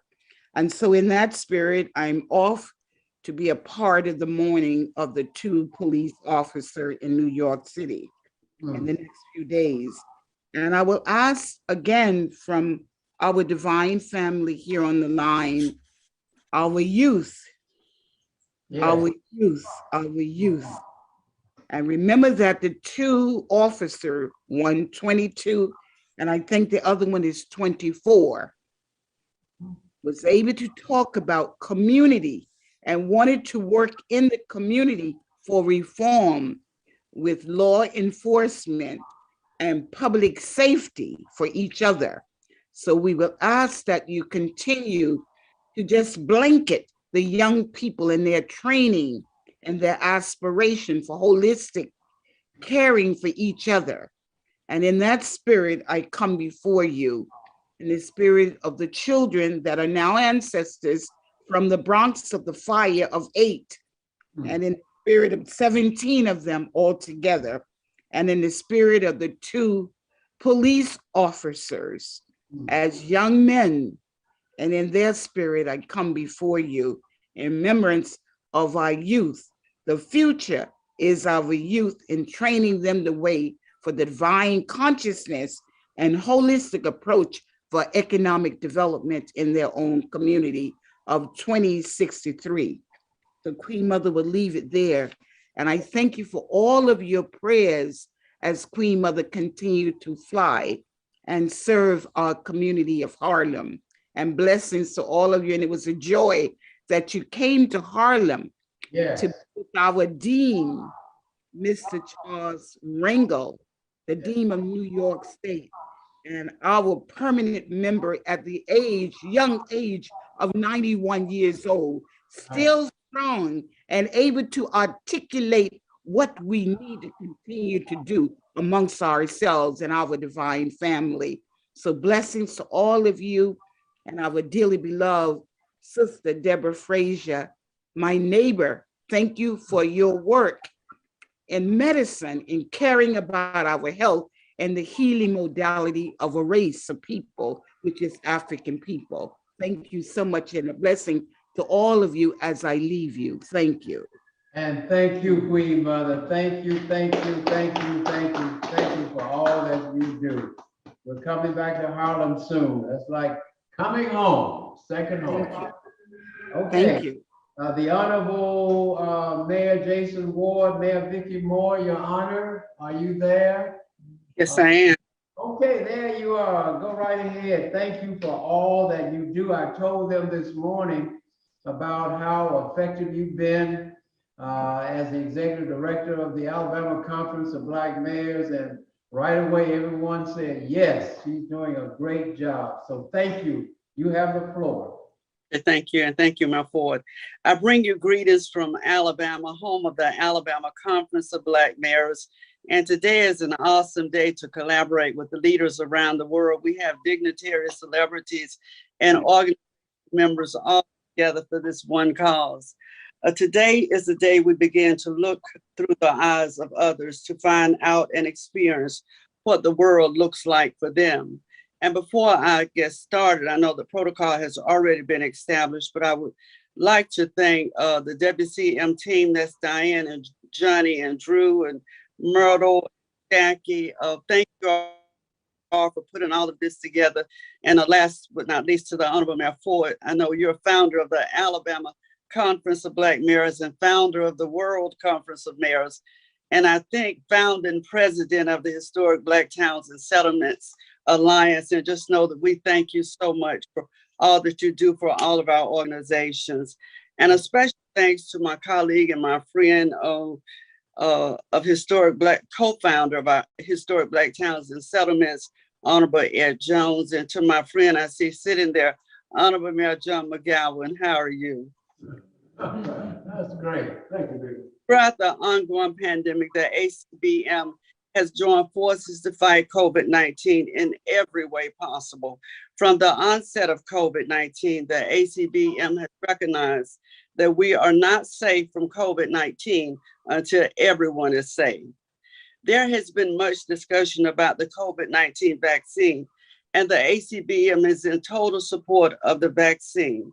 The ACBM's decision has been driven by science. The vaccines are our best defense against infectious disease, and the ACBM is committed to vaccinating as many people as possible. With the quick spread of COVID-19 across the globe, we must admit that our measures were not sufficient. It is important that we learn from our experiences with COVID-19, including our flaws in our approach to try to organize policies to avoid such errors in the future when we face another potential pandemic. There are many additional collaborative measures that we can take as a united body in fighting COVID-19. The continuous exchange of knowledge and experience among healthcare providers who are on the front line in the fight against COVID-19 would be extremely constructive. But the main thing we should remember is that we're always stronger together. I would like to take this moment just to thank Deborah Frazier House with our Choose Healthy Life initiative. And we've had such an awesome time working with Choose Healthy Life, and Madeline, the team. Just want to thank them so much for investing in the state of Alabama. And that just proves that we are stronger together. So we've connected with Deborah and so many others. And thank you for that partnership, Mayor Ford and Deborah. Just want to say thanks again. And on behalf of our president in his absence, just know that we're always stronger together. And may God bless you. Thank you, thank you, thank you. The Honorable Denise Lewis, are you with us? Because of the World Conference of Mayors and all of our organizations, we are supportive of the effort to combat human trafficking in the country and the world. That is a major, major problem. Is she with us, Mr. Director General? I know she recently— Negative, sir. Sir? Negative, Your Honor. Okay, all right. She recently lost her son, and the Conference of Mayors voted to come to her aid and assist with the funeral costs and arrangements, and we were able to step up to the plate. We want to thank the Honorable Mayor Darrell Johnson, who actually gave a eulogy at the funeral and represented us so well. We'll go to the Honorable Effie Yang. We held our World Conference of Mayors meeting in Detroit. And on yesterday, I believe it was, I had a chance to talk to Councilman Coleman Young, who's the son of former Mayor Coleman Young. Councilman Coleman Young was the largest vote getter, got more votes in the last election than any other elected official in the city of Detroit, and may well be on his way to becoming a future mayor of Detroit, following in the footprints of his father, the one and only Mayor Coleman Young. Effie, are you with us? Oh, he also is in charge of the African World Expo, which is a major event that hasn't been held recently because of COVID, but it brings together leaders from Africa, from all over, who come to Detroit for the African World Expo. Effie was our point person in Detroit when we met there recently. Black Meetings and Tourism Magazine, if we don't hear from you today, we will hear from Solomon Herbert and his wife. Both of them will be with us tomorrow if they're not with us now. Are they with us now, Drew? No, sir. Okay. The Davidson family, we have them on the agenda. Beth, are you with us? We talked earlier. They will be with us at some point. As I indicated to the board this morning, the Davidson family helped to open the door for the Historic Black Towns and Settlements to receive a grant from the Trucet Bank Foundation. They paved the way for that, and now that we have our foot in the door, we will be applying for another grant from the Trucet Foundation. The Davison, Tom Davison, the founder of Everfi, which he recently sold for $700 million, is our friend and has promised to help us do some fundraising from other sources in the future. So whenever the Davisons get on, Drew, just let me know. I want to recognize them so that we can publicly thank them. Tom Davison, he and I worked together. He was a legislator in Maine. I was a legislator in Alabama, and he came up with the idea of Everfi, which is an educational program, and we worked together on that. And it's remarkable that Everfi, which started right here in Tuskegee, Alabama, when Tom first came in a camper, going from school to school, a program that ended up serving more than 4,000 school systems across the country. And as I said, he recently sold the company for $700 million. I tell you, it's just unbelievable. And that to think that Tuskegee's own schools in America to have Everfi, also Bullock County school was also a part of that program. So the magnitude in America, that's outstanding. Bobby Hunter, are you on, Globetrotter? He will be on eventually if he's not on now. I want to publicly thank the Globetrotters. And Bobby Hunter has put together a beautiful collage of pictures of all of the honorees that are going to be honored. And he has also arranged, he's responsible for Dr. Ben being on and a number of others being on. And we are just happy about this relationship that we have with the former Globetrotters. They are opening up doors. They're going to join with us in Atlanta on February the 3rd, and will be with us. Can't figure out how to get the operator. I want to give Leslie's message, but nobody's listening. See? Hello. Okay. So the Globetrotters, Bobby Hunter will be with us for the event in Atlanta, and of course, again here. Let me also announce for him that they are going to have in Mayersville, South Carolina, the hometown of Mary McLeod Bethune. They're going to have a day, National Day there. And we are looking forward. You will get the information on it. We want to honor Mrs. Mary McLeod Bethune, one of the greatest educators of all time, like Booker T. Washington. She did a lot, and she was a great lady. And so we're going to her hometown to honor her in May.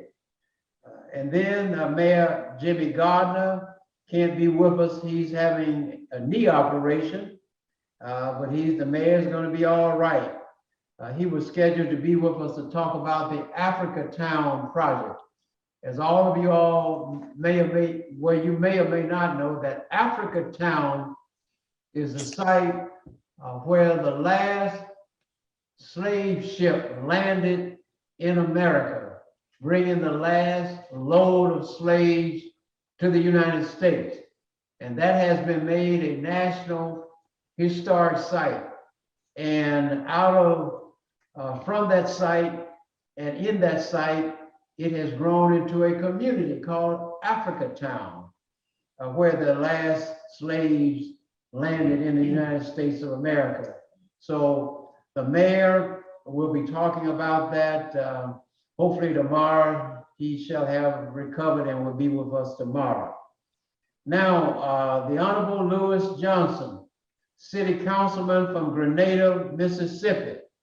He is the chair of our World Conference of Mayors State Chapters Committee. It is his responsibility to organize state chapters. You heard Queen Mother from Kansas talk about the state chapter of Historic Black Towns and Settlements in the World Conference in the state of Kansas. We have a state chapter of mayors in Oklahoma. We have the Mississippi state chapter. So that's his responsibility. And of course, he'll be joining us, if not today, tomorrow. And then we have Dr. Culver. Is he with us? Dr. Freeman Culver is the president of the original Greenwood Chamber of Commerce, Black Wall Street, Tulsa. All of us know the history of what happened at Black Wall Street. Never again will we stand by and let that happen again in our country. Therefore, we do not have Dr. Culver. We do have Star Fisher on the phone. Call. I'm coming to her. So we do have this organization, the original Greenwood Chamber of Commerce, where they have taken tragedy and turned it into triumph. And I can witness what they are doing with that original Greenwood Chamber of Commerce. I want to thank, on behalf of the World Conference of Mayors and Historic Black Towns, Dr. Freeman Culver for what he has done. But in particular, I want to thank the Honorable Star Fisher, because I saw firsthand how hard she works as a coordinator of an event that was held in Tulsa recently that caught the eye and the attention of the world, because they had people there from the business community of Tulsa, but from around the country and internationally. And also I want to thank them for what they're doing to help us with the Rosa Parks effort. So we will now turn the floor over to the Honorable Star Fisher. She brought a delegation here to Tuskegee to work on bridging the gap and building that bridge between our Greenwood community and Green Fork community and the Greenwood community in Tulsa, because Booker T. Washington started the movement here first and then took it to Tulsa. So let's welcome a former Miss Black Oklahoma, Miss Star Fisher, the Honorable Star Fisher. Thank you so much. Thank you so much. I would like to extend my gratitude and recognize you for being a connector. I know a lot of us have already made that a point to be made, but you are anointed and appointed to be in your presence, and I'd like to recognize all of the honorable and distinguished leaders and guests today. I also have, I think he's on the line now, Dr. Charles Walker. He's also here representing Tulsa as well. But he's in Orlando. He's in Orlando. He's there for the conference, and Bishop is actually going to be there later this evening. So along with our delegation from our 52 chapters of the Black Wall Street Sister Cities Alliance, which I'll get into in just a little bit. We have Black Wall Street USA, who's actually in Orlando as well. But once again, I'd like to bring you greetings from Tulsa, Oklahoma, home of the original Black Wall Street, located in the historic Greenwood District in what is now known as downtown Tulsa. As the special programming and events director for the Greenwood Chamber of Commerce, which is the oldest Black chamber in the country, and founder of the cultural curator of the Oklahoma Historic Black Towns Tours. And I'm also the founder and CEO of the Urban Cowboy Corporation. And that organization was created to connect historical Black towns, Black cowboys, Black Wall Street, and the Trail of Tears. I know we're here to discuss conquering COVID and other challenges that are facing our community, but we do need to realize that our health is our wealth, and we must have healthy children, healthy parents, healthy churches, healthy schools, and healthy community organizations. And we know that without the vision, the people will perish. So our vision is building Black Wall Streets across America and around the globe. Our mission, of course, is to preserve, protect, and promote our historic Black towns and settlements. And through our partnership with the World Conference of Mayors and the Historic Black Towns and Settlements Alliance, we have created the Black Wall Street Sister City Alliance and Black Wall Street Affiliate Program. The nucleus of our program is developing a technology ecosystem and a financial ecosystem to establish a pathway to hope and financial freedom within our communities, one that's self-sustaining and that it involves us having our own self-reparations, not expecting the people who took from us or did not allow us to be successful to be the ones to give us the repair and to repair the damage. This is an opportunity for us to come together as a community, recirculate our own dollars, create the health of our of what's happening with the COVID crisis. It's not just physical, it is also psychological, it's financial. There are businesses, small businesses that are being closed down. Our schools are suffering, so the education system is lacking. So there's a lot of health that we need to target so that we can restore all of those areas and rebuild and be back better.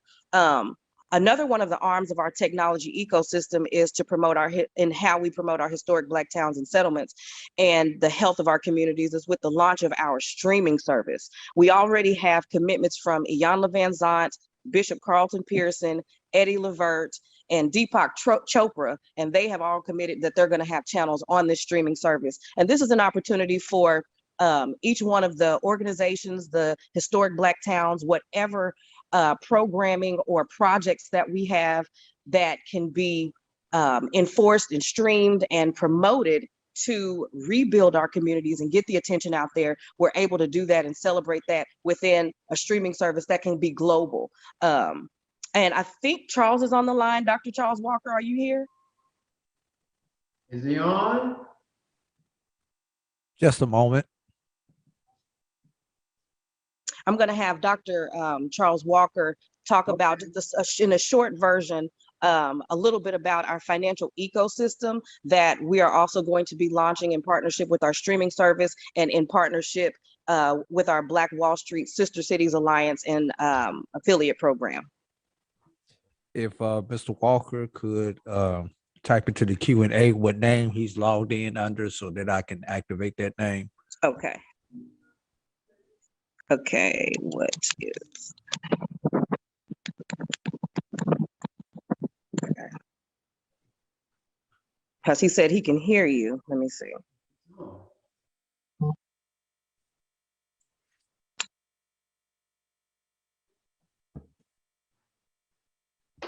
Is there a Walker that's on there already? Yeah, there was a hand up under the name of Walker that it disappeared. So that was probably him. Okay. If you could have him try to log back in. Okay. Mayor Ford. Yes, sir, Mr. Director General, go right ahead. I mean, on the line, we may want to go to him and then come back and let Greenwood finish. Yeah, who? John Glover. Okay, all right. And also you have the film for Taiwan government, you know, the one that they sent. We want to show that too, when the Director General comes, okay? Mr. Glover, are you there? John Glover? Hello?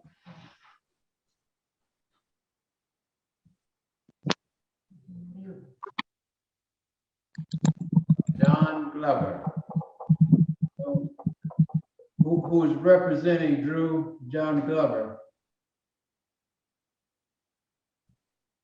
Okay, we want to go back to Wall Street. Mr. Walker, are you there? He's under Paris Walker.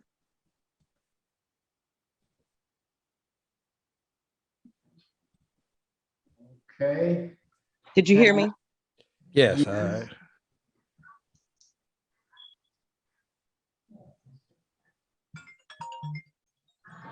Technology. Hello. Yes, Okay. sir. All right. Can you briefly, do you have something to show as well, the coin or anything? Okay, but go right ahead. Thank you for coming. Let's welcome him, Brother Walker. Thank you so very much. Go ahead. Thank you. Let me, I believe we can certainly show the actual card itself. Yeah, that's what I was wondering if you could show that. But at any rate, go right ahead, sir. Okay. First of all, thank you so much for having us. My name is Charles Walker. I'm the CEO of FOTM Global. That's FOTM, FOTM, which stands for Friends of the Movement. We have created a conscious, what you call a conscious consumption card, called a C2 card, okay, whereby we are leveraging the annual dollars spent from people of color and our friends of the movement, okay, to advocate that every swipe that we take with this Black Wall Street card, which has been endorsed by the Greenwood Chamber of Commerce and the Black Wall Street Chamber, every time a person swipes, it's connected to the POS system, point of sale system, and we can help close the wealth gap. We're leveraging our dollars with a payment platform unlike never before. And we're excited about it, to working with the World Conference of Mayors. For the first time, you'll be able to walk in the stores, and it's organic growth, and be able to use this card, and we can track Black spending with Black businesses and Friends of the Movement spending. And so we're very excited about the opportunity. And this is a picture of the card. Can you all see it? Yeah, outstanding. Black Wall Street, our money united. That's right. And okay, great. Thank you for showing that. Thank you all so much, and we look forward to working with you. Okay, great. Thank you again. Yeah, thank you again, Mayor Ford, and all of the other leaders. We are excited again to be here, and we look forward to collaborating with each of you, your organizations, your nations, and we want to make sure that we understand how we can help to conquer all of the many challenges facing humanity and rebuilding better than ever. And we look forward to all of you coming for our Rebuilding Centennial in May during Memorial Weekend here on Black Wall Street in Tulsa, Oklahoma. All right. Thank you so very much.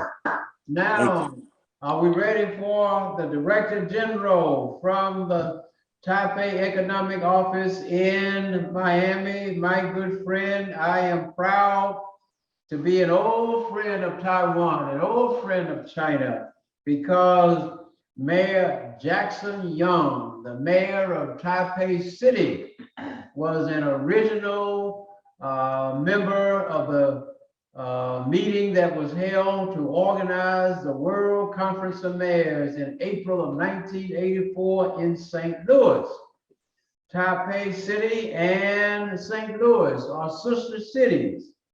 And so the mayor was there for that ceremony, as well as accepted our invitation to have him come to our organizational meeting. He then hosted a delegation which I led to Taipei City, where we brought mayors to Taiwan for the first time. And we discussed international trade and building a bridge of goodwill between Taiwan and the mayors in the United States of America. Each year, we look forward to the 10-10 Day, wherein we join with the peoples of Taiwan as they celebrate their Independence Day. They celebrate 10-10 Day, and we have celebrated with them. The last Director General is now in Belize, and we're going to maintain our relationship with him. But it is my honor to recognize now His Excellency, the Director General of the Taipei Economic Office, Taipei Economic and Cultural Office from Miami.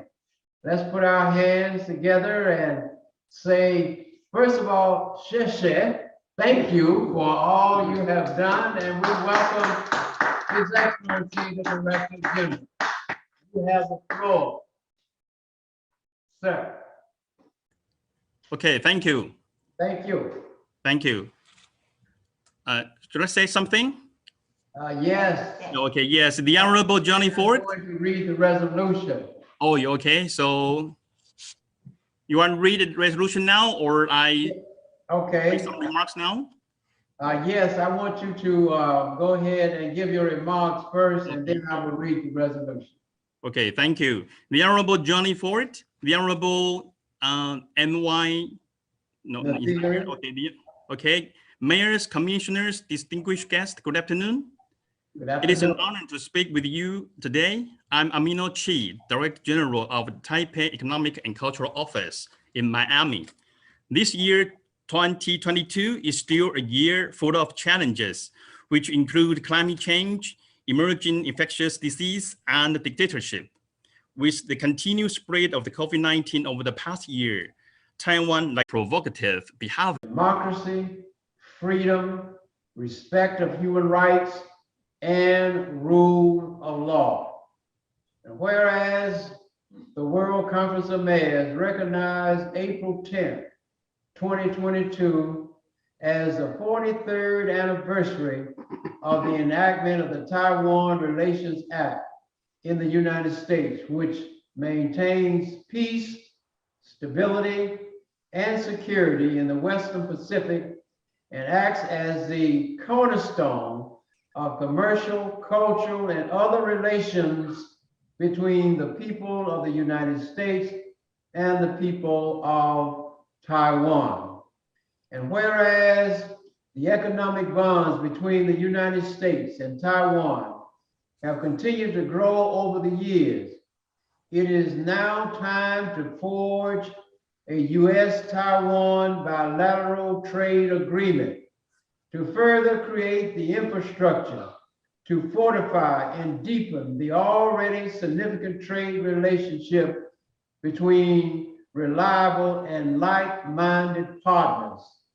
And whereas in the fight against COVID-19, Taiwan not only has made outstanding efforts to stop the spread of the pandemic, but also donated over 50 million medical masks to their allies and like-minded countries, demonstrating the commitment to help its international partners in a time of need.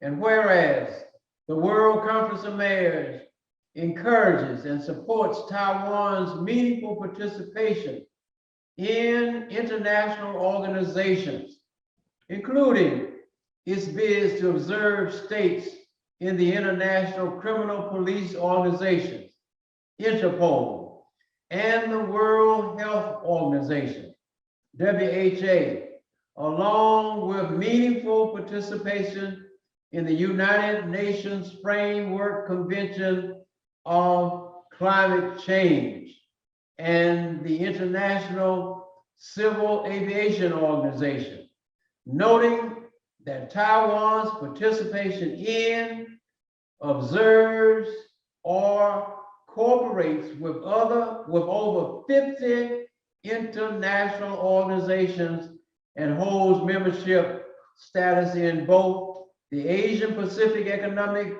Co-op and the World Trade Organization, WTO. And whereas now the members of the National Policy Alliance, the Historic Black Towns and Settlements Alliance, joined with the World Conference of Mayors as partners in the relationship with Taiwan, making this partnership stronger. Now therefore be it hereby resolved that the World Conference of Mayors, the National Policy Alliance, and the Historic Black Towns and Settlements stand together to salute and congratulate the Taipei Economic and Cultural Office in Miami as encompassing commercial, cultural, and other interactions based on the 19th. Yes, thank you. All right, okay, all right. Okay. Now, Mr. Director General, did anyone else get on? Hope everything was going well. And yes, Mr. Director, were we able to show the film? I was waiting on you to let me know. Okay, let's show the film. Quick, go right ahead. I'll be queuing it up. Okay, great.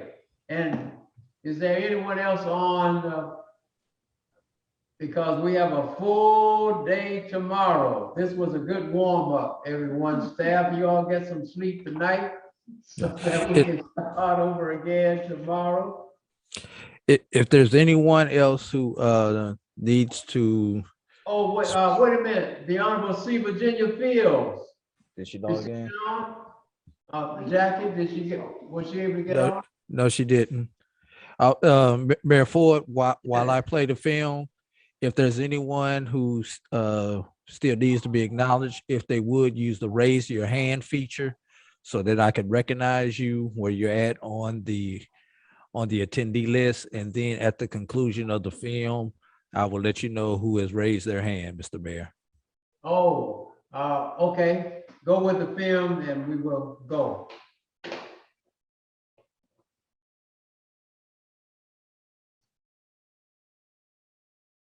What did C. Virginia say? She said she was on, but she had to get off. Oh. 谢谢这段期间每一位付出的台湾人，因为有你们，台湾才能在每一次挑战当中展现韧性，度过困难。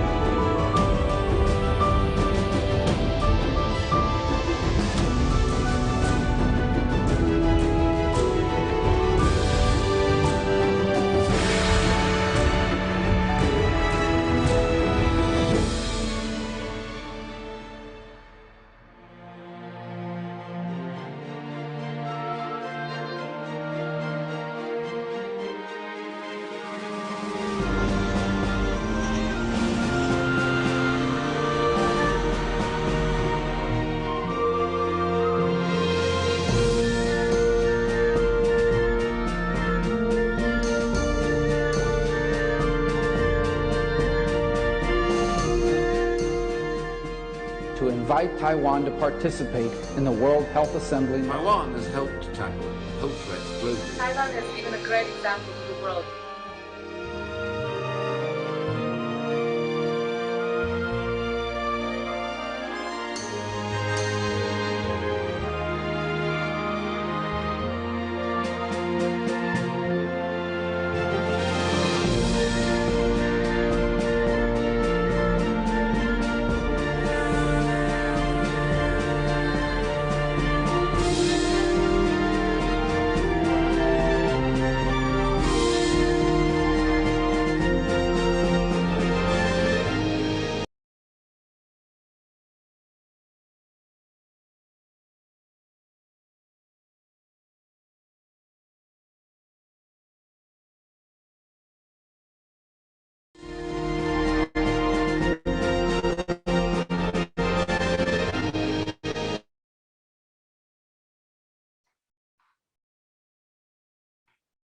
Wow, that's great.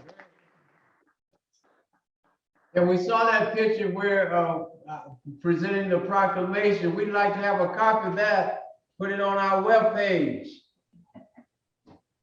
In the film, Mr. Director General. Can he hear us? He's on mute. Oh, he's on mute. Okay. But I wonder. Yes, Mr. Director General, we saw the picture where we were presenting the proclamation. Okay, yes. Was that to the former Director General? Oh, okay. Yes, yes. We'd like to have a copy of that. Okay. We can put on our webpage and share with our leaders. Okay. Wonderful, outstanding, just great. Thank you, Mr. Director General. All Yeah. right. Thank you, Your Honor. Once again, thank you for your support and friendship. Okay, all right. See you in if not, I may see you before in Taiwan. This normally we come to Miami to meet ahead of time because we still have not it's not a good time now, but eventually we want to have a delegation of mayors from Florida in particular go to Taipei to have a trade mission, okay? Okay, great, welcome. We have to wait until COVID. Okay. Thank you. Okay, thank you. Okay. Okay, bye-bye. Okay, see you then, bye. Mr. Director. Before we have the Honorable Kenya Cox. Oh, my word. We were looking for you earlier. Wherever we can, Your Honor. Yes, technology is great when it works. I couldn't get over to the panelist side. So thank you, Mayor Ford. What about, did you have a film to the show? Yes. We're gonna do that tomorrow. Yes. Mayor Ford, as you mentioned earlier today, I am Kenya Cox, president of the Kansas State Conference of NAACP branches and the newly elected national board member of our prestigious organization representing Region 4. So I bring you greetings today. Congratulate you on that. Thank you. I bring you greetings today from the great state of Kansas, home of the historic Brown versus the Board of Education, the Dockham sit-in, which was the first student-led sit-in in the nation, held in August of 1958, and Nicodemus, Kansas, the last all-Black town west of the Mississippi. Greetings and thank you, Honorable Mayor Ford and members of the World Council of Mayors and the Historical Black Towns and Settlement Alliance for working so diligently to promote, protect, and preserve our historical Black towns and settlements across the nation. We also want to thank you for your commitment to keeping the conversation of COVID health equity at the forefront of our national elected officials. Thank you so much, Honorable Ford. Thank you. You also mentioned that I am one of 14 commissioners serving on the federal 400 Years of African American History Commission, representing the entire United States. Also joining me for this convention is Commissioner Prophet Ayanwu Cox. She is also in attendance this weekend at our convention, and you will hear tomorrow from our Vice Chair, Commissioner Ted Ellis, who is a renowned African American artist. So he will update you on all of the work of the commission and the great things that we are doing also to preserve and promote and protect our history. Wow, you got it down. 3 P's. 3 P's. We got the 7 T's in the World Conference and the 3 P's in the Historic Black Towns and Settlements Alliance. And when I get some time, I want to increase it to 7 T's on the Hbtsa. Maybe I'll have a contest for someone to come up with those other 4. All right. Listen, is he ready now? Is he going to be on tomorrow? your colleague? Actually, he sent in a pre-recorded greeting, and I believe that it has already been sent in, so it can air right now if you could pull it up. Drew, Mr. Director? If you can tell me where that was sent to and under whose name, I can see if I can find it because I was not aware of it. Oh, okay, well. Certainly, I'll get that information and we can have it ready for tomorrow. Okay, then. Thank you, ma'am. Thank you, Your Honor, and she's one of the honorees who will be honored on tomorrow. Thank you, thank you, thank you, thank you. Thank you, Mayor Ford. All And right. congratulations on a successful convention. But yeah, this is the first day. You tell me that tomorrow once we get through the second day. All right. Listen, the Honorable C. Virginia Fields was trying to get on. If she can't get on today, we'll take her tomorrow. Okay, is there anyone else on, Mr. Director General, that we need to recognize? We'll make this our last call for anyone who needs to be recognized to raise their hand, please, who has not been recognized today. Okay. Once again, if you would use the raise your hand feature at the bottom of the screen to be recognized. If not, Mr. Mayor, I had a couple of housekeeping issues before you close it out. Okay, all right. Let me just say to those of you who are still on, who's still alive after this long day, thank you so very, very much. Particularly, I want to thank you on behalf of our president, the Honorable Ed Jones, President of the World Conference of Mayors. Thank you for participating. This is just the first day. Now, tomorrow, we get down to the nuts and bolts, where we'll have the workshops and the symposiums and the details about steps you can take.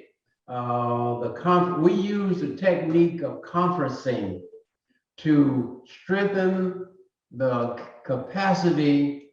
What we are about the business of is building the capacity of locally elected and appointed officials to be able to more effectively serve the people they have the responsibility for serving. So that's what it's all about. Tomorrow is our work session. We begin early again tomorrow. What time do we start? At 8 o'clock again? Is it? I believe so. Yes. Tomorrow morning. We have the World Conference of Mayors board meeting as only for the World Conference of Mayors existing board. And of course, we'll be naming some new members to that board as a result of that. You start at 6 o'clock Central Time. 8 o'clock, 8 o'clock Eastern, 7 o'clock Central, 6 o'clock Mountain, 5 o'clock for those on the West Coast.